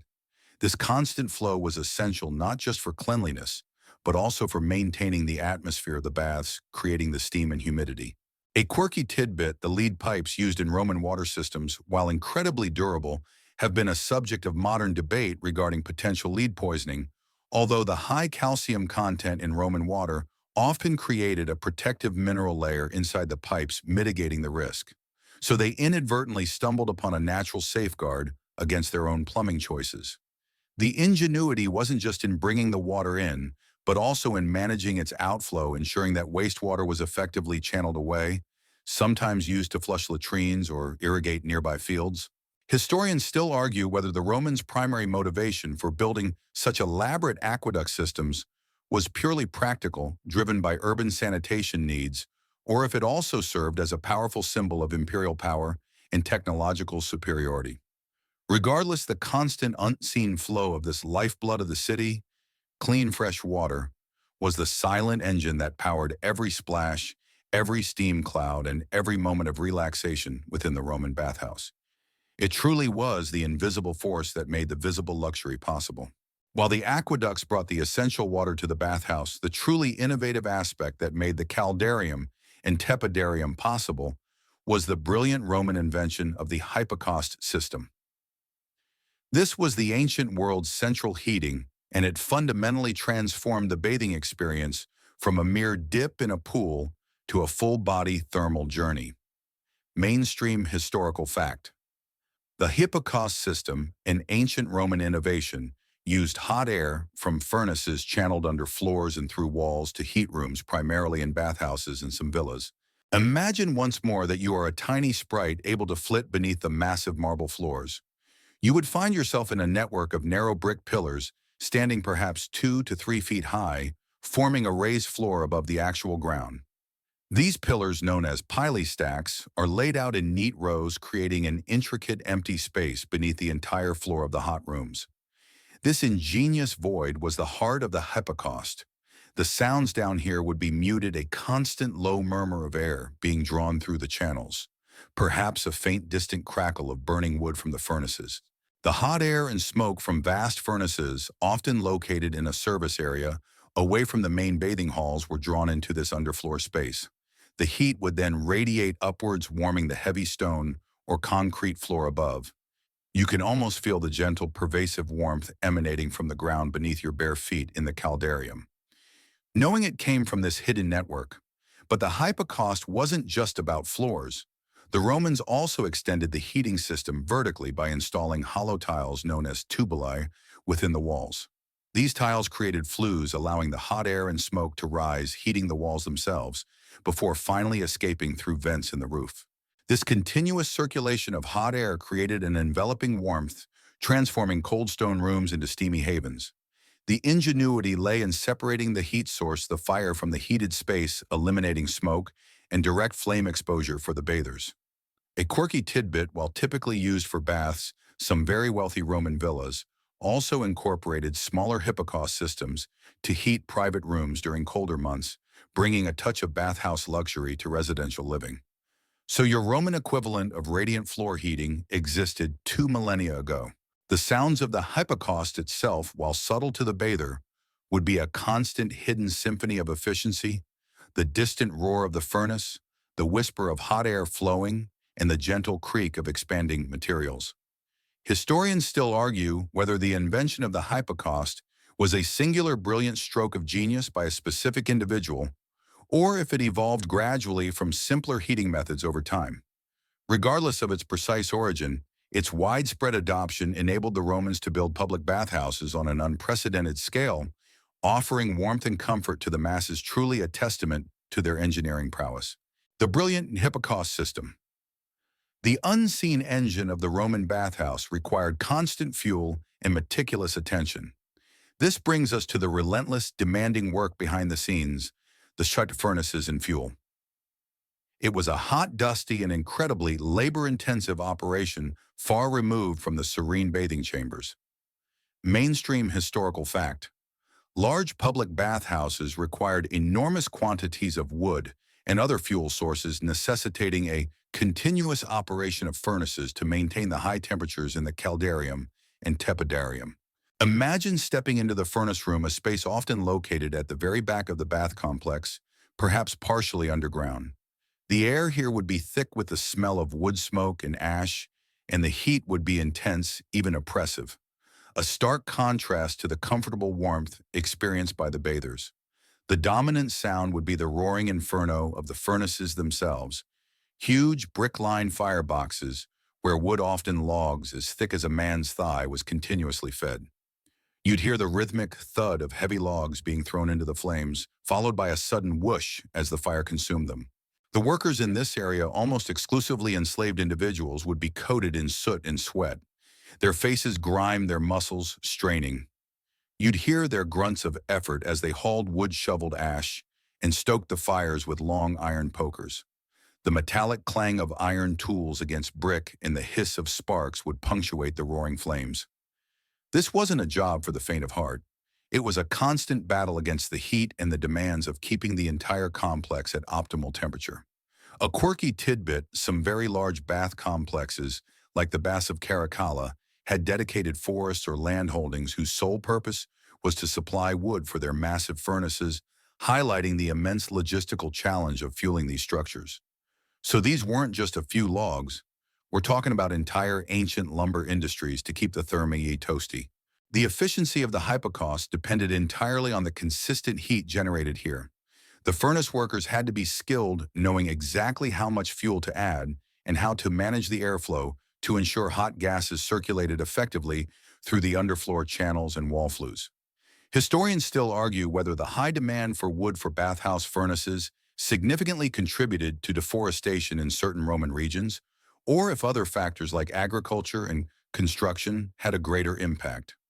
Regardless, the constant unseen labor in these fiery rooms was the true power source of the Roman bathing experience.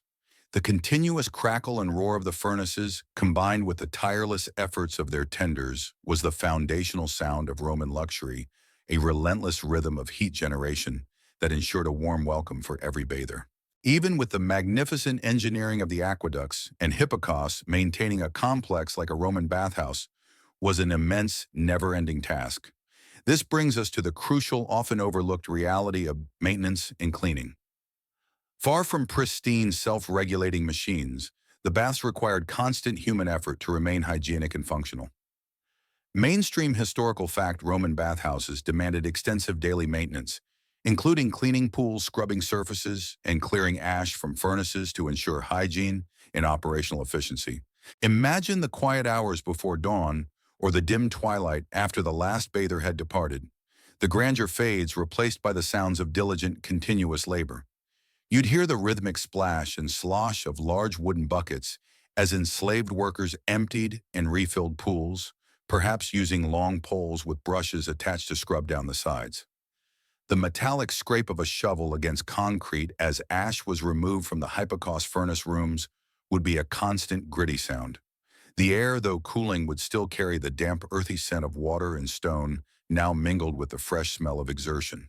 The sounds of scrubbing would be pervasive, the coarse swish of straw brushes against marble floors, the gentle scrape of pumice stones against rougher surfaces, and the continuous flow of water being poured and swept away. Every surface from the mosaic floors to the vaulted ceilings needed attention to combat mold algae and the inevitable grime of thousands of bodies. You might hear the creak of ladders as workers reached high ceilings to clear condensation or check for structural integrity. It was a monumental cleaning operation every single day. A quirky tidbit: despite these efforts, some Roman writers still occasionally complained about the cleanliness or lack thereof of certain baths, suggesting that standards could vary much like today's public facilities. So even with all that effort, not every bathhouse was five-star pristine. Beyond daily cleaning, there was the constant structural maintenance. You'd hear the quiet clink of a mason's hammer as a loose tile was reset, or the soft scrape of a carpenter's tool repairing a bench. The sounds of minor repairs, often performed discreetly, were a testament to the ongoing battle against wear and tear in such high-traffic environments. Historians still argue whether the Romans' commitment to public hygiene in the baths was primarily a matter of public health understanding, or if it was driven more by aesthetic concerns and the desire to maintain the prestige of these civic structures. Regardless, the unseen and unheard efforts of these maintenance crews were essential to the luxurious experience of the bathers. The continuous quiet hum of cleaning and repair formed the indispensable underlying soundtrack to the bathhouse's daily operation, ensuring its longevity and continued appeal. While we've explored the grand imperial bathhouses, it's important to remember that Roman bathing culture wasn't monolithic. There was a significant distinction between public versus private baths, each offering a different experience in catering to different needs. Understanding this contrast helps paint a fuller picture of daily life in ancient Rome. Mainstream historical fact: alongside the large imperial thermae, many smaller privately owned balnea baths existed in Roman cities, offering a more intimate or specialized bathing experience. Imagine first the colossal imperial thermae we've discussed. Vast, sprawling complexes often funded by emperors, adorned with lavish decorations and open to thousands. The sounds there were grand and echoing the roar of immense furnaces, the cacophony of 1,000 voices, the widespread splashes of enormous pools. These were democratic spaces accessible to all, providing a sense of shared community and civic pride. The sheer scale was designed to absorb vast numbers of people into its various activities, from exercise to intellectual pursuits. Their vastness allowed for a wide array of activities, simultaneously creating a vibrant, bustling environment. Now contrast this with a smaller, more intimate, private bathhouse, or balneum plural, balnea. These might have been privately owned, run for profit, or even a smaller facility attached to a wealthy villa or an apartment block for its residents. The sounds here would be much more subdued, a quieter murmur of conversation, perhaps just a few splashes in a more modest pool, and the gentle crackle of a smaller hypocaust furnace.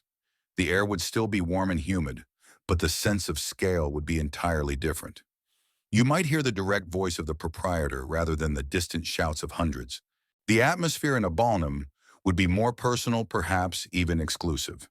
You might find a quieter, more curated experience, perhaps even catering to a specific clientele, a guild, a neighborhood, or a particular social group. The sense might be more pronounced as fewer people would be contributing to the general bathhouse aroma, allowing individual perfumes or oils to stand out. A quirky tidbit: some private balneae catered specifically to women or offered more luxurious services like elaborate beauty treatments, or even private dining, appealing to a niche market looking for a more refined experience than the crowded public baths. So if you were feeling fancy, you had options. Historians still argue whether the proliferation of private baths was primarily a response to the overcrowding and noise of the imperial thermae, or if it reflected a growing desire among the elite for more exclusive and personalized forms of leisure.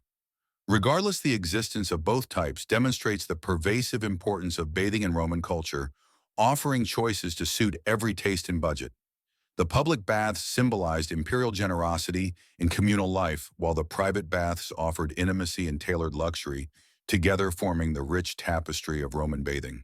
Having explored the practicalities and social dynamics of Roman baths, let's now truly appreciate their grandeur by examining their architecture and design. These weren't just functional buildings. They were monumental statements embodying Roman engineering prowess and their deep understanding of public spaces. Mainstream historical fact: Roman bathhouses, particularly the large imperial thermae, were architectural masterpieces characterized by massive vaulted ceilings, intricate floor plans, and innovative use of concrete and brick. Imagine standing in the central hall of a large thermae, perhaps the frigidarium or a main reception area. Your gaze is drawn upwards to soaring vaulted ceilings, often reaching incredible heights, seemingly defying gravity. These massive arches and domes were not just aesthetically pleasing, they were engineering necessities allowing for vast open spaces without the need for numerous internal columns. The sounds within these spaces were incredibly resonant, every murmur echoing, every splash amplified, creating a continuous living soundscape. The design was often symmetrical, guiding the bather through a carefully orchestrated sequence of rooms, from cool to hot and back again. You'd move through large, airy halls, then into smaller, more intimate chambers, then out into open courtyards. This thoughtful progression wasn't accidental. It was a deliberate design choice aimed at enhancing the physical and sensory experience. The walls would be thick, often faced with polished marble or adorned with colorful frescoes, reflecting light and adding to the sense of luxury. The floors, as you've experienced, were often covered in intricate mosaics, sometimes depicting aquatic scenes or geometric patterns, adding visual interest underfoot.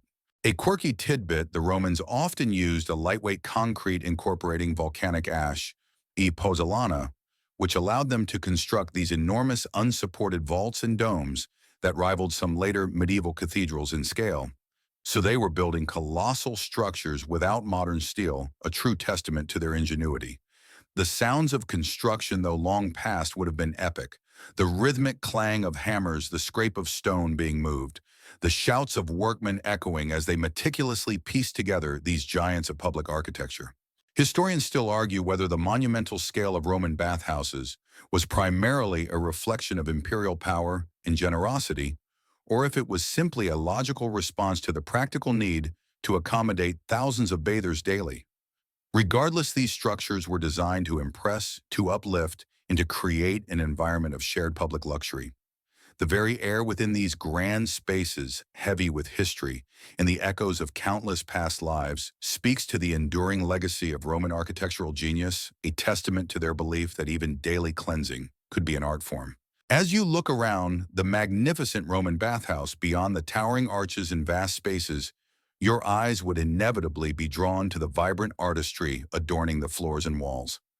This brings us to the beauty of Azimana mosaic art, a pervasive form of decoration that added color, narrative, and immense visual richness to these public spaces.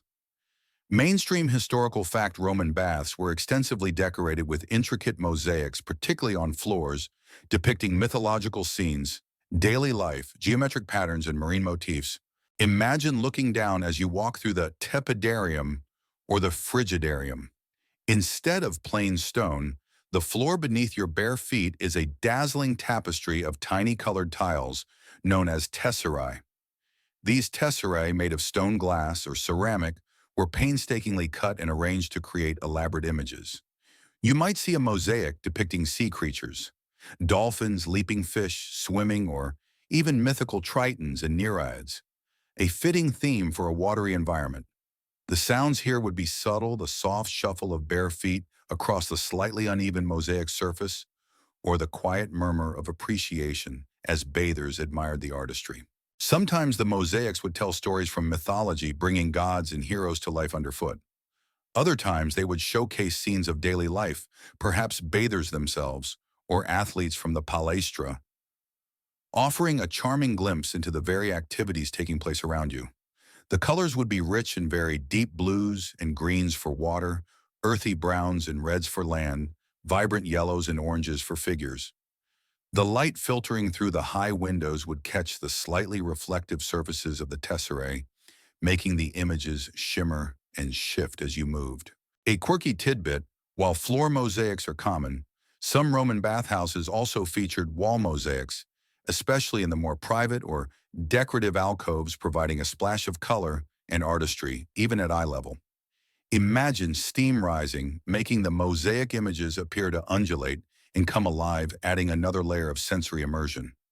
The silence as someone admired the intricate detail, perhaps tracing a pattern with their toe, would be a testament to the captivating power of this ancient art. Historians still argue whether the primary purpose of mosaics in Roman baths was purely aesthetic decoration, or if they also served an educational or symbolic function, conveying messages about hygiene, mythology, or civic pride. Regardless, these intricate artworks were far more than just floor coverings. They were integral to the sensory and intellectual experience of the bathhouse. They transformed a utilitarian space into a vibrant canvas, reminding bathers of the beauty and richness of the Roman world, even as they soaked and relaxed. Stepping through the grand halls of the Roman bathhouse, your eye wouldn't just be caught by the sprawling mosaics. You'd also notice the abundant statuary and decoration that brought these spaces to life. The baths were more than just buildings. They were vast public art galleries designed to inspire, uplift, and perhaps even subtly educate their visitors. Mainstream historical fact: Roman bathhouses were extensively adorned with sculptures, busts, and other decorative elements, often depicting gods, heroes, athletes, or emperors, reflecting Roman artistic tastes and cultural values. Imagine looking up at a majestic niche carved into a polished marble wall. You might see a larger-than-life statue of a deity, perhaps Hercules, patron of athletes, or Venus, goddess of beauty, and pleasure-fitting figures for a place dedicated to bodily perfection and enjoyment. The light diffused by the high windows would play across the contours of the marble, making the figures seem almost alive. You'd hear the soft echo of your own footsteps as you paused to admire them, a quiet moment amidst the bustling atmosphere. Beyond the grand statues, there would be busts of emperors, philosophers, or important civic figures strategically placed to remind bathers of Rome's power, wisdom, and history. These weren't just decorative. They served as visual propaganda, celebrating the patrons who built the baths and the ideals they represented. You might also spot smaller, more intimate sculptures, perhaps depicting playful putti or serene nymphs, adding a touch of whimsy or elegance to the various alcoves and fountains. The sounds would be subtle: the gentle splash of water from an ornamental fountain, featuring a sculpted figure, or the almost imperceptible thud of a bather's sandaled foot stopping to gaze at a particularly impressive piece. A quirky tidbit: many of the statues found in Roman baths were copies of famous Greek originals, reflecting the Romans' deep admiration for Greek art and culture. So you might have been admiring a Roman rendition of a masterpiece, a common practice for decorating public spaces. The sheer quantity and quality of these artworks speak volumes about the resources dedicated to making the baths not just functional, but truly beautiful public amenities. Historians still argue whether the primary purpose of the extensive statuary in Roman baths was purely aesthetic enrichment, or if it also served as a subtle form of moral or civic instruction, encouraging bathers to reflect on heroism, beauty, or Roman virtues. Regardless, these silent, sculpted figures were integral to the sensory experience of the Roman bathhouse. They stood as enduring symbols of Roman artistic achievement and their belief that even daily rituals could be elevated into a profound cultural experience. While the Roman bathhouse was a vital part of daily life for all citizens, the most spectacular complexes often bore the name of a specific powerful figure. This leads us to consider the crucial role of common or imperial patronage in the construction and expansion of the grand bathhouses. These were not just public works. They were powerful statements of wealth, generosity, and political might. Mainstream historical fact. Many of the largest and most lavish Roman bath complexes were built and funded by emperors serving as monuments to their power and generosity towards the Roman populace. Imagine the announcement of a new imperial bathhouse project. You would hear the excited murmurs in the forum, the distant clang of construction as foundations were laid, and the steady creak of carts laden with marble from quarries across the empire. These projects were immense undertakings requiring vast resources and countless labors. An emperor commissioning a new dathurmai was a political act, a visible demonstration of their commitment to the welfare of the people, and a legacy that would last for centuries. The sounds of construction would be relentless, the rhythmic hammering of tools, the shouts of overseers, the scraping of stone, and the creak of scaffolding. When completed, these imperial baths, like the baths of Diocletian or Caracalla, were truly unparalleled in scale and luxury. They were often free or incredibly cheap to enter, solidifying the emperor's popularity. You'd hear the roar of thousands of delighted citizens on opening day, a celebration of the emperor's largesse. The sheer ability to provide such magnificent facilities with endless supplies of fresh water and constant heat was a testament to the emperor's organizational power and control over vast resources. It was a clear message. Look what I can do for you, the citizens of Rome. A quirky tidbit, some emperors would even dedicate specific features within their bath complexes to members of their family or to specific gods, further intertwining personal legacy with public benefaction. So a new fountain might not just be a fountain, it could be a subtle dedication to a favorite daughter or a revered deity. The sense of awe and gratitude from the common people expressed in the collective sigh of satisfaction as they enjoyed these luxuries was the true intended sound of imperial patronage.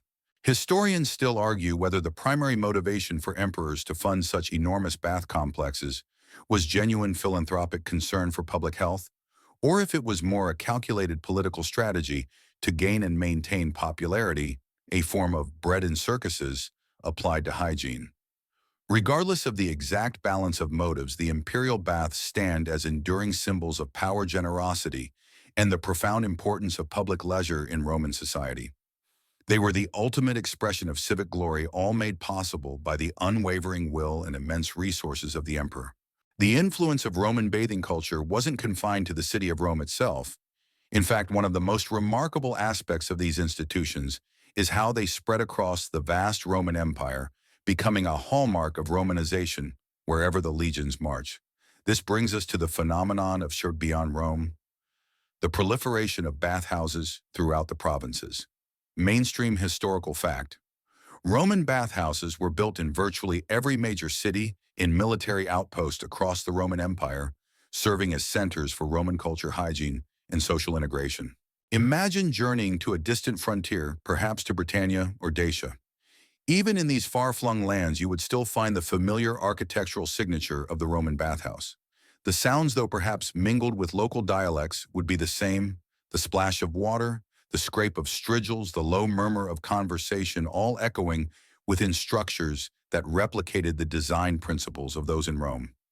This widespread construction wasn't just about providing comfort for soldiers and colonists. It was a deliberate strategy to introduce Roman ways of life to conquered peoples, subtly encouraging assimilation. In many provincial towns, the bathhouse became the most impressive building, a symbol of the benefits that Roman rule could bring. You might see local chieftains, once wary of Roman invaders, now comfortably lounging in the tepidarium, adopting the Roman custom. The very act of bathing together in a shared Roman space fostered a sense of unity, breaking down cultural barriers. A quirky tidbit: in some colder provinces, provincial bathhouses sometimes featured even more robust hypocaust systems or additional heating elements to cope with harsher climates, adapting Roman engineering to local environmental challenges.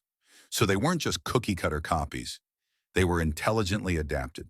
The construction of these provincial baths often involved local labor, subtly disseminating Roman building techniques and architectural knowledge. You'd hear the sounds of local stonemasons and laborers working alongside Roman engineers, the steady rhythm of their efforts bringing Roman infrastructure to new lands. Historians still argue whether the widespread adoption of Roman bathing practices in the provinces was primarily due to coercion and forced Romanization, or if local populations genuinely embraced the health, social, and leisure benefits offered by the baths. Regardless, the bathhouse became a tangible expression of Roman power and influence, a place where people from diverse backgrounds could literally wash away their differences and share in a distinctly Roman experience. Its enduring presence across the empire is a testament to its fundamental appeal and its role as a key instrument of cultural soft power. To truly grasp the global reach of Roman bathing, let's zoom in on a particularly challenging environment: bathhouses in Britain. This damp, often chilly island seems an unlikely setting for hot, steamy Roman rituals, yet archaeological evidence proves the Romans brought their bathing culture with them, adapting it to the local conditions. Mainstream historical fact: significant Roman bath complexes have been excavated in Britain, most notably in Bath Aquae Sulis, demonstrating the widespread adoption of Roman bathing practices even in cooler peripheral provinces. Imagine yourself in Roman Britain, perhaps amidst the persistent drizzle and overcast skies. Then you encounter a monumental structure, its steam rising visibly into the cool air. The contrast with the surrounding landscape would be striking. While the overall design principles of the Thermaikoudish remain consistent, you might notice subtle differences. The hypocaust systems, for instance, would be particularly robust, designed to combat the pervasive cold and damp. You'd hear the constant roar of the furnaces working harder than their counterparts in sunnier climes, and the steady hiss of steam indicating constant high temperatures. The most famous example is Aquae Sulis, modern-day Bath, where the Romans harnessed natural hot springs to create a truly unique bathing complex. Here the sounds would be even more distinct, the natural gurgle and steam from the geothermal springs mingling with the familiar splashes of bathers in the general bathhouse din. The air would be heavy with the scent of sulfur from the mineral-rich waters, a smell unique to this particular site, believed to have strong therapeutic properties. You'd see Romans and perhaps even Britons adopting Roman customs, immersing themselves in the hot spring-fed pools, seeking relief from ailments or simply enjoying the unparalleled warmth. A quirky tidbit: a significant number of curse tablets, small lead or pewter sheets inscribed with curses, have been found at Roman bath, often thrown into the sacred spring. These tablets frequently complain about stolen goods, particularly clothes and money from the apoditerium, showing that even in distant provinces, the woes of bathhouse theft were a persistent problem. So while bathing, someone might have been cursing your socks. Historians still argue whether the elaborate bath complexes in Britain were primarily built to provide comfort for Roman soldiers and administrators, or if they were also key tools for cultural assimilation, demonstrating Roman superiority and offering tangible benefits to the local population. Regardless, the existence of such sophisticated bathhouses in a land so geographically distant and climatically different from Rome is a testament to the enduring power and adaptability of Roman culture. The sounds of Roman bathing adapted to the British chill echoed across the island, bringing a touch of Mediterranean warmth to the damp frontiers of the empire. All things, no matter how grand, eventually fade. And so it was with the magnificent Roman bathhouses. Our journey now shifts to the decline of baths, a gradual process spanning centuries as the Roman Empire itself transformed and eventually crumbled. The once vibrant hubs of public life slowly fell into disuse, decay, and ultimately ruin. Mainstream historical fact: the widespread public use of Roman baths declined significantly from the late Roman Empire into the early Middle Ages, primarily due to economic collapse, population shifts, and changing social customs. Imagine the grand thermae you've explored, but now the sounds are different. The roaring furnaces are quieter, perhaps only tended intermittently. The cacophony of voices has diminished to a sparse murmur, then silence. The rhythmic splashing of hundreds of bathers is replaced by the lonely drip of water from neglected pipes or the soft lapping of stagnant water in empty pools. The air would feel colder, the once pervasive warmth of the hypocaust fading as the fuel lines dwindled and the furnaces were abandoned. Economic collapse played a huge role. Maintaining these colossal structures was incredibly expensive, requiring vast amounts of fuel, constant water supply, and a large workforce. As imperial revenues declined and trade routes fractured, the resources simply weren't there. You'd hear the creak of collapsing timbers as roofs began to give way, or the brittle snap of weakened marble as sections of walls crumbled. The once gleaming mosaics would become cracked and covered in debris. The beautiful statues toppled or repurposed. Population shifts also contributed. As people moved from large urban centers to more rural defensible settlements in response to barbarian incursions and instability, the concentrated populations needed to support massive public baths simply vanished. The sound of footsteps echoing in an empty caldarium would be a poignant reminder of past glories.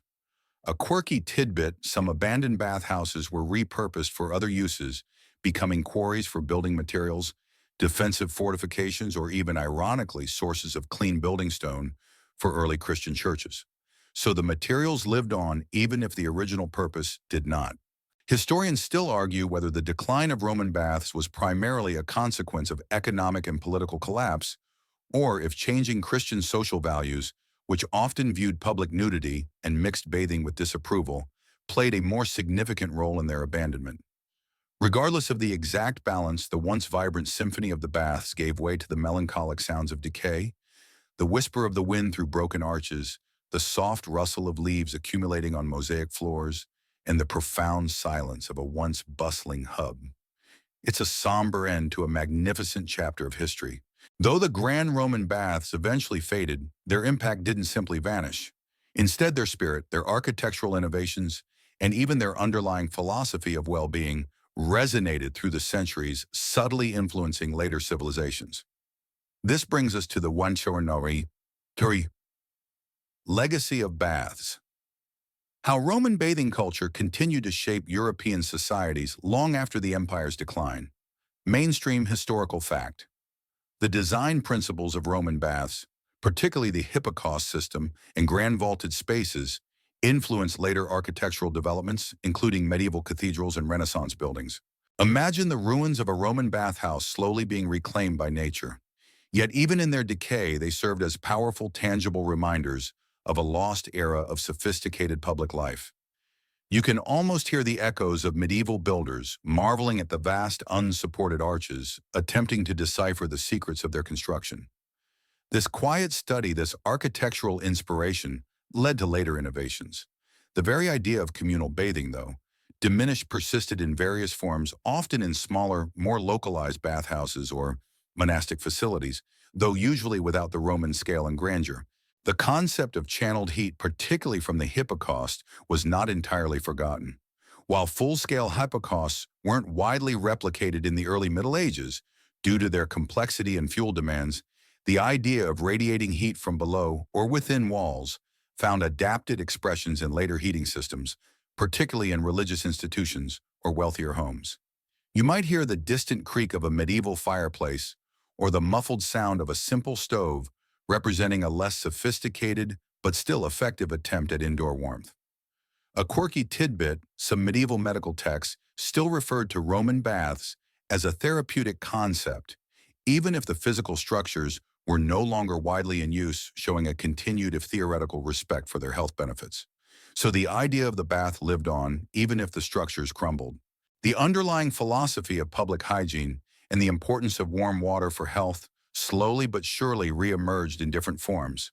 While the communal, often nude bathing of Rome largely disappeared for centuries under Christian influence, the practice of using warm water for healing, relaxation, and cleanliness never entirely died out.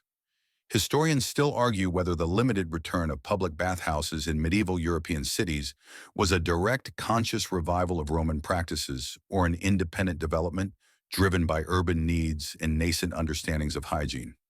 Regardless, the architectural remnants of Roman baths, even as ruins, served as enduring teachers, whispering secrets of warmth, structure, and public well-being across the ages. The quiet influence of Roman ingenuity continued to shape the built environment and public consciousness for centuries to come. From the echoes of ancient Rome, we can trace a clear lineage to our present-day notions of wellness and relaxation. This brings us to the modern echoes of the Roman bathhouse, revealing how much of what we consider contemporary spa culture has surprisingly deep roots in this ancient institution. Mainstream historical fact. Many features of modern spas, such as heated pools, steam rooms, cold plunges, and massage services, directly parallel the facilities and rituals found in ancient Roman bathhouses. Imagine stepping into a luxurious modern spa today. What do you hear? The gentle gurgle of a heated pool, the soft hiss of a steam room, perhaps the invigorating rush of a cold plunge, followed by the quiet murmur of people relaxing in lounge areas. These sounds are remarkably similar to those we've explored in the Roman Thermae. The very sequence of hot, warm, cold designed to cleanse and invigorate is a direct inheritance. You can almost hear the satisfied sigh of a modern bather emerging from a sauna, feeling the same profound sense of relaxation as their Roman predecessor. The concept of dedicated spaces for exercise and relaxation before and after bathing also persists. While our gyms are often separate from our spas, the idea of warming up the body, then cleansing it, and then cooling down remains fundamental. Massage, once performed by enslaved attendants, is now a professional, often highly specialized service. But the underlying purpose of therapeutic touch for muscle relaxation is unchanged. You might hear the soft, soothing music of a modern spa, a deliberate attempt to recreate the ambiance that Romans achieved through grand architecture and natural sounds. A quirky tidbit: some modern thermal spas, particularly in Europe, are built directly on or incorporate the remains of ancient Roman bath complexes, literally allowing you to bathe in the same waters and foundations as your Roman ancestors. Imagine the sensation of history under your bare feet as you soak. So if you've ever enjoyed a Turkish bath, a Finnish sauna, or a Japanese onsen, you're partaking in a tradition that in many ways harks back to Rome. Historians still argue whether the renewed interest in hydrotherapy and elaborate spa culture in the modern era is a conscious revival of Roman practices, or if it's an independent evolution towards similar forms of relaxation and well-being. Regardless, the continuous lineage is undeniable. The modern spa, with its emphasis on sensory pleasure, physical rejuvenation, and social calm, is truly a distant yet remarkably recognizable echo of the grand Roman bathhouse, a testament to the enduring human need for communal spaces of comfort and care. While the grand structures of the Roman baths have largely crumbled over time, their memory has been preserved through the painstaking work of archaeologists. This brings us to the fascinating process of archaeological discoveries, unearthing the secrets of buried Roman bathhouses and piecing together their stories from the silent stones. Mainstream historical fact. Extensive archaeological excavations of Roman bath sites worldwide have provided invaluable insights into Roman architecture, engineering, social life, and daily routines. Imagine the scene of an archaeological dig. You'd hear the gentle scrape of a trowel against soil, the careful sweep of a brush revealing a mosaic tile, or the soft clink of a shard of pottery being uncovered. These aren't the booming sounds of a living bathhouse, but the quiet, meticulous sounds of discovery as layers of earth and centuries of neglect are slowly peeled back. The air would be dusty dry, perhaps carrying the scent of damp earth and ancient stone rather than steam and oil. Each artifact found, a fragment of a strigil, a piece of a mosaic, a section of lead pipe, or a collapsed arch, tells a story. You might hear the excited murmur of an archaeologist as a significant feature is identified, perhaps the unmistakable pile stacks of a Hipparcos system revealing the exact location of a caldarium. The sheer scale of some of these ruins, even as mere foundations, is often breathtaking, requiring years of excavation to fully comprehend. A quirky tidbit: sometimes archaeological discoveries are made entirely by accident, such as during construction projects leading to unexpected insights into previously unknown bath complexes or areas of Roman settlement. Imagine digging a new subway line and suddenly finding yourself staring at an ancient frigidarium pool. So you never know when you might stumble upon a piece of ancient history. The quiet concentration of the archaeological team, their focused whispers as they meticulously document each finding, is a stark contrast to the lively sounds of the bathhouse in its prime. Historians still argue whether archaeological interpretations of bathhouse usage are entirely accurate given the limited textual evidence, or if the physical remains might offer a somewhat idealized picture compared to the daily grittier reality. Nevertheless, these tangible remains are our most direct connection to the Roman bathing experience. They allow us to walk through the ghosts of these magnificent structures, to trace the flow of water and heat, and to imagine the sounds and smells that once filled these now silent spaces. Each unearthed stone is a whisper from the past, slowly revealing the grand tapestry of Roman public life. As archaeologists continue to uncover the past, the human desire to connect with history often leads to ambitious projects. This brings us to reconstruction efforts. The fascinating attempts to visualize and sometimes even physically rebuild ancient Roman bathhouses. These efforts bridge the gap between fragmented ruins and the vibrant realities we've been imagining. Mainstream historical fact: various projects from detailed digital models to partial physical reconstructions aim to recreate the appearance and function of Roman bathhouses, aiding both scholarly research and public understanding. Imagine sitting before a screen and slowly a crumbled ruin begins to reform.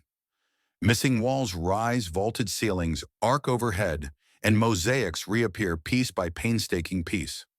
This is the magic of digital reconstruction, where the sounds are often minimal. Perhaps the soft hum of a computer or the click of a mouse, but the visual impact is immense. You can walk through a perfectly restored caldarium, seeing the steam rise, hearing the imagined splashes, all from the comfort of your chair. These virtual models allow us to experience the scale and grandeur of the baths as if they were still standing. Beyond the digital, there are physical reconstruction efforts, often on a smaller scale, or as interpretive additions to existing archaeological sites. You might hear the whir of modern machinery mixing concrete or the rhythmic tap of a mason laying new bricks, carefully replicating ancient techniques. These projects aim to give visitors a more tangible sense of what the bathhouse truly felt like. Perhaps a small section of a Hippocrates system is exposed and illuminated, allowing you to see the play stacks firsthand, or a single pool is refilled with water, offering a glimpse of its original purpose. A quirky tidbit: some reconstruction projects have gone so far as to attempt to reactivate parts of the Hippocrates system, generating real heat and steam to give visitors a truly immersive, sensory experience of what a working Roman bath would have felt like. Imagine walking into a reconstructed tepidarium and feeling the gentle warmth radiating from the floor and walls, just as a Roman would have done 2 millennia ago. The excitement of the teams involved in these projects, expressed in quiet exclamations or focused discussions, would be another unique sound. Historians still argue whether physical reconstructions of ancient sites are primarily valuable for academic research, or if their main benefit lies in enhancing public engagement and tourism, sometimes at the expense of absolute archaeological accuracy. Regardless, these efforts are invaluable bridges to the past.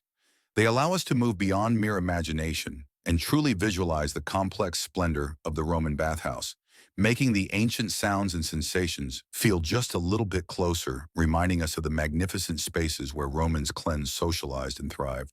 Now let's bring all these threads together.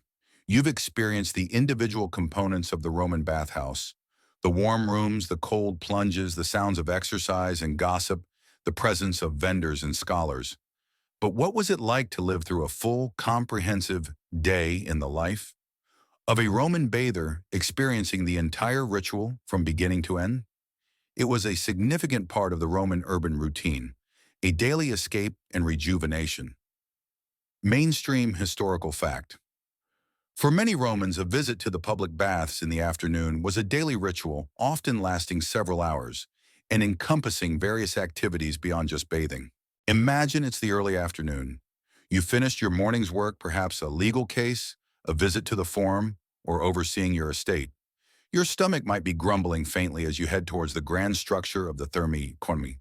You'd hear the initial roar of the city outside fading, replaced by the welcoming hum of the bathhouse. First, the apoditerium, the quiet rustle of your tunic as you shed your outer clothes, the soft thud of your sandals, and the gentle murmur of other bathers doing the same. The air here, though not yet hot, feels like a prelude to warmth, a gentle promise of relaxation. Next, perhaps a visit to the palestra. You'd feel the cool stone under your bare feet, hear the shouts of athletes, the rhythmic thud of wrestling bodies, or the playful calls from a ball game. Even if you only watch, the energy would be palpable, a sensory warm-up. Your skin might begin to prickle as you anticipate the heat. Then the anointing, the smooth glide of olive oil onto your skin, perhaps applied by an attendant preparing your pores for the deep cleanse. The soft, rhythmic scrape of the strigil as you or an attendant removed initial grime, a preparatory ritual for purification. Then the thermal journey begins. The gentle embrace of the tepidarium, where the air is warm and humid, carrying soft murmurs of conversation. You'd recline on a warm marble bench, feeling your muscles begin to unwind, hearing the distant splash of water. This leads to the profound heat of the caldarium, the intense steam clinging to your skin, the quiet drip of condensation, the sounds of deep breathing and soft sighs as you endure and enjoy the purging sweat. You might scrape your skin again, feeling the impurities lift away, leaving you profoundly clean. Perhaps a massage follows the rhythmic squelch of hands on oiled skin, further relaxing your now pliable muscles, a feeling of deep release. Finally, the invigorating shock of the frigidarium, the crisp, cool air against your hot skin, the sharp gasp as you plunge into the cold pool, followed by the exhilarating tingling as your body snaps awake. The echoes here are clean and sharp, a complete sensory reset. Then the slow cool down, lounging on a marble bench, wrapped in a towel, perhaps sipping cool water, feeling utterly refreshed, revitalized, and profoundly at peace. You might chat quietly with friends or simply enjoy the quiet contentment of your own company. The entire experience from entry to exit could easily consume 3 to 4 hours, a perfect way to transition from the demands of work to the tranquility of evening. Historians still argue whether the typical Roman bather went through every single step of this elaborate sequence daily, or if many chose a more abbreviated routine depending on time and inclination. Regardless, the option for this full sensory journey was always there, a remarkable testament to Roman priorities. As our historical journey through the Roman bathhouse draws to a close, let's take a moment to truly embrace the serene or sensory recall of this remarkable experience. Close your eyes if you haven't already and let the sounds, smells, and sensations we've explored wash over you one last time, forming a cohesive, vivid tapestry in your mind. This is where history truly comes alive, not just as facts, but as felt experience. Mainstream historical fact. Our understanding of Roman baths is significantly enhanced by archaeological evidence and written accounts that allow us to reconstruct their sensory environments. First, the sounds. Recall the grand echoing roar of the Uraconian auditory, filled with the rustle of clothes and the murmur of conversation. Then the rhythmic thud of wrestling bodies and the shouts from the palaestra, followed by the distinct metallic scrape of the strigil against skin in the hot rooms. Hear the constant gentle drip and splash of condensation in the steamy caldarium, mingled with the soft sighs of contentment. Then the sharp, exhilarating gasp and echoing splash from the cold plunge in the frigidarium, followed by the quiet rustle of towels and contented murmurs in the cool-down areas. And always beneath it all, the distant, steady rumble of the hypocaust furnaces, the unseen engine of warmth, or the continuous gurgle of the aqueduct water flowing into the complex. Next, the smells. Begin with the faint, earthy scent of warm, damp stone and ancient water. Add the pervasive, slightly sweet aroma of extraordinary olive oil, and perhaps hints of floral perfumes from scented unguents. In the hot rooms, imagine the clean scent of human sweat, a natural primal aroma. Then perhaps the tantalizing smell of sizzling sausages or sweet honey cakes from the snack vendors weaving through the humid air. In the frigidarium, a clean, crisp smell of pure cold water and fresh air, a complete reset. The lingering dry scent of papyrus in the library, and perhaps the acrid tang of wood smoke near the furnace rooms. Now the sensations. Feel the cool, polished marble under your bare feet as you first enter, gradually warming as you move into the heated chambers. Experience the soft, enveloping embrace of humid air in the tepidarium, a gentle warmth that eases into your bones. Then the intense, almost liquid heat of the caldarium, making your skin prickle and sweat profusely. Feel the pressure of skilled hands during a massage, easing tension from your muscles. And finally, the invigorating shock of the cold plunge, causing your skin to tighten and your blood to rush, followed by the tingling sensation of revived circulation as you emerge. This full sensory immersion allows us to bridge the centuries to truly connect with the daily lives of Romans. It's a powerful reminder that while the structures may be ruins, the human experience within them, the need for cleanliness, relaxation, social connection, and invigoration remains timeless. Historians still argue whether our modern attempts at sensory reconstruction truly capture the subjective experience of ancient Romans, or if our contemporary biases inevitably shape our interpretation. Nevertheless, the richness of these details allows us to imagine, to feel, and to understand, bringing the ancient world closer than ever before. As the last echoes of the Roman bathhouse fade and the sensory tapestry gently unravels, it's time to fully embrace the final relaxation.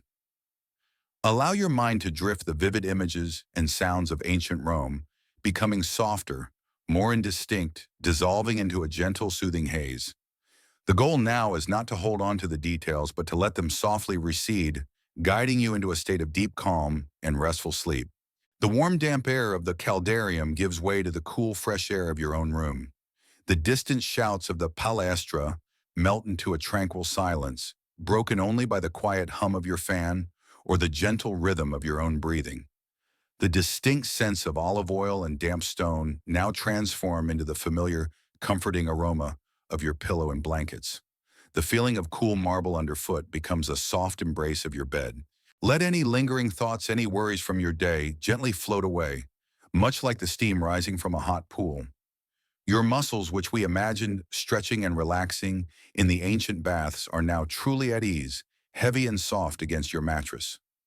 The invigorating jolt of the frigidarium has long passed, replaced by a profound, pervasive serenity that settles deep within your bones. Imagine the last sliver of moonlight or the last hint of street lamp glow softening beyond your window, just as the last torch flickered out in a Roman bathhouse at the close of a long day. The sounds of the ancient world are now mere whispers on the edge of hearing, like distant waves receding on a tranquil shore.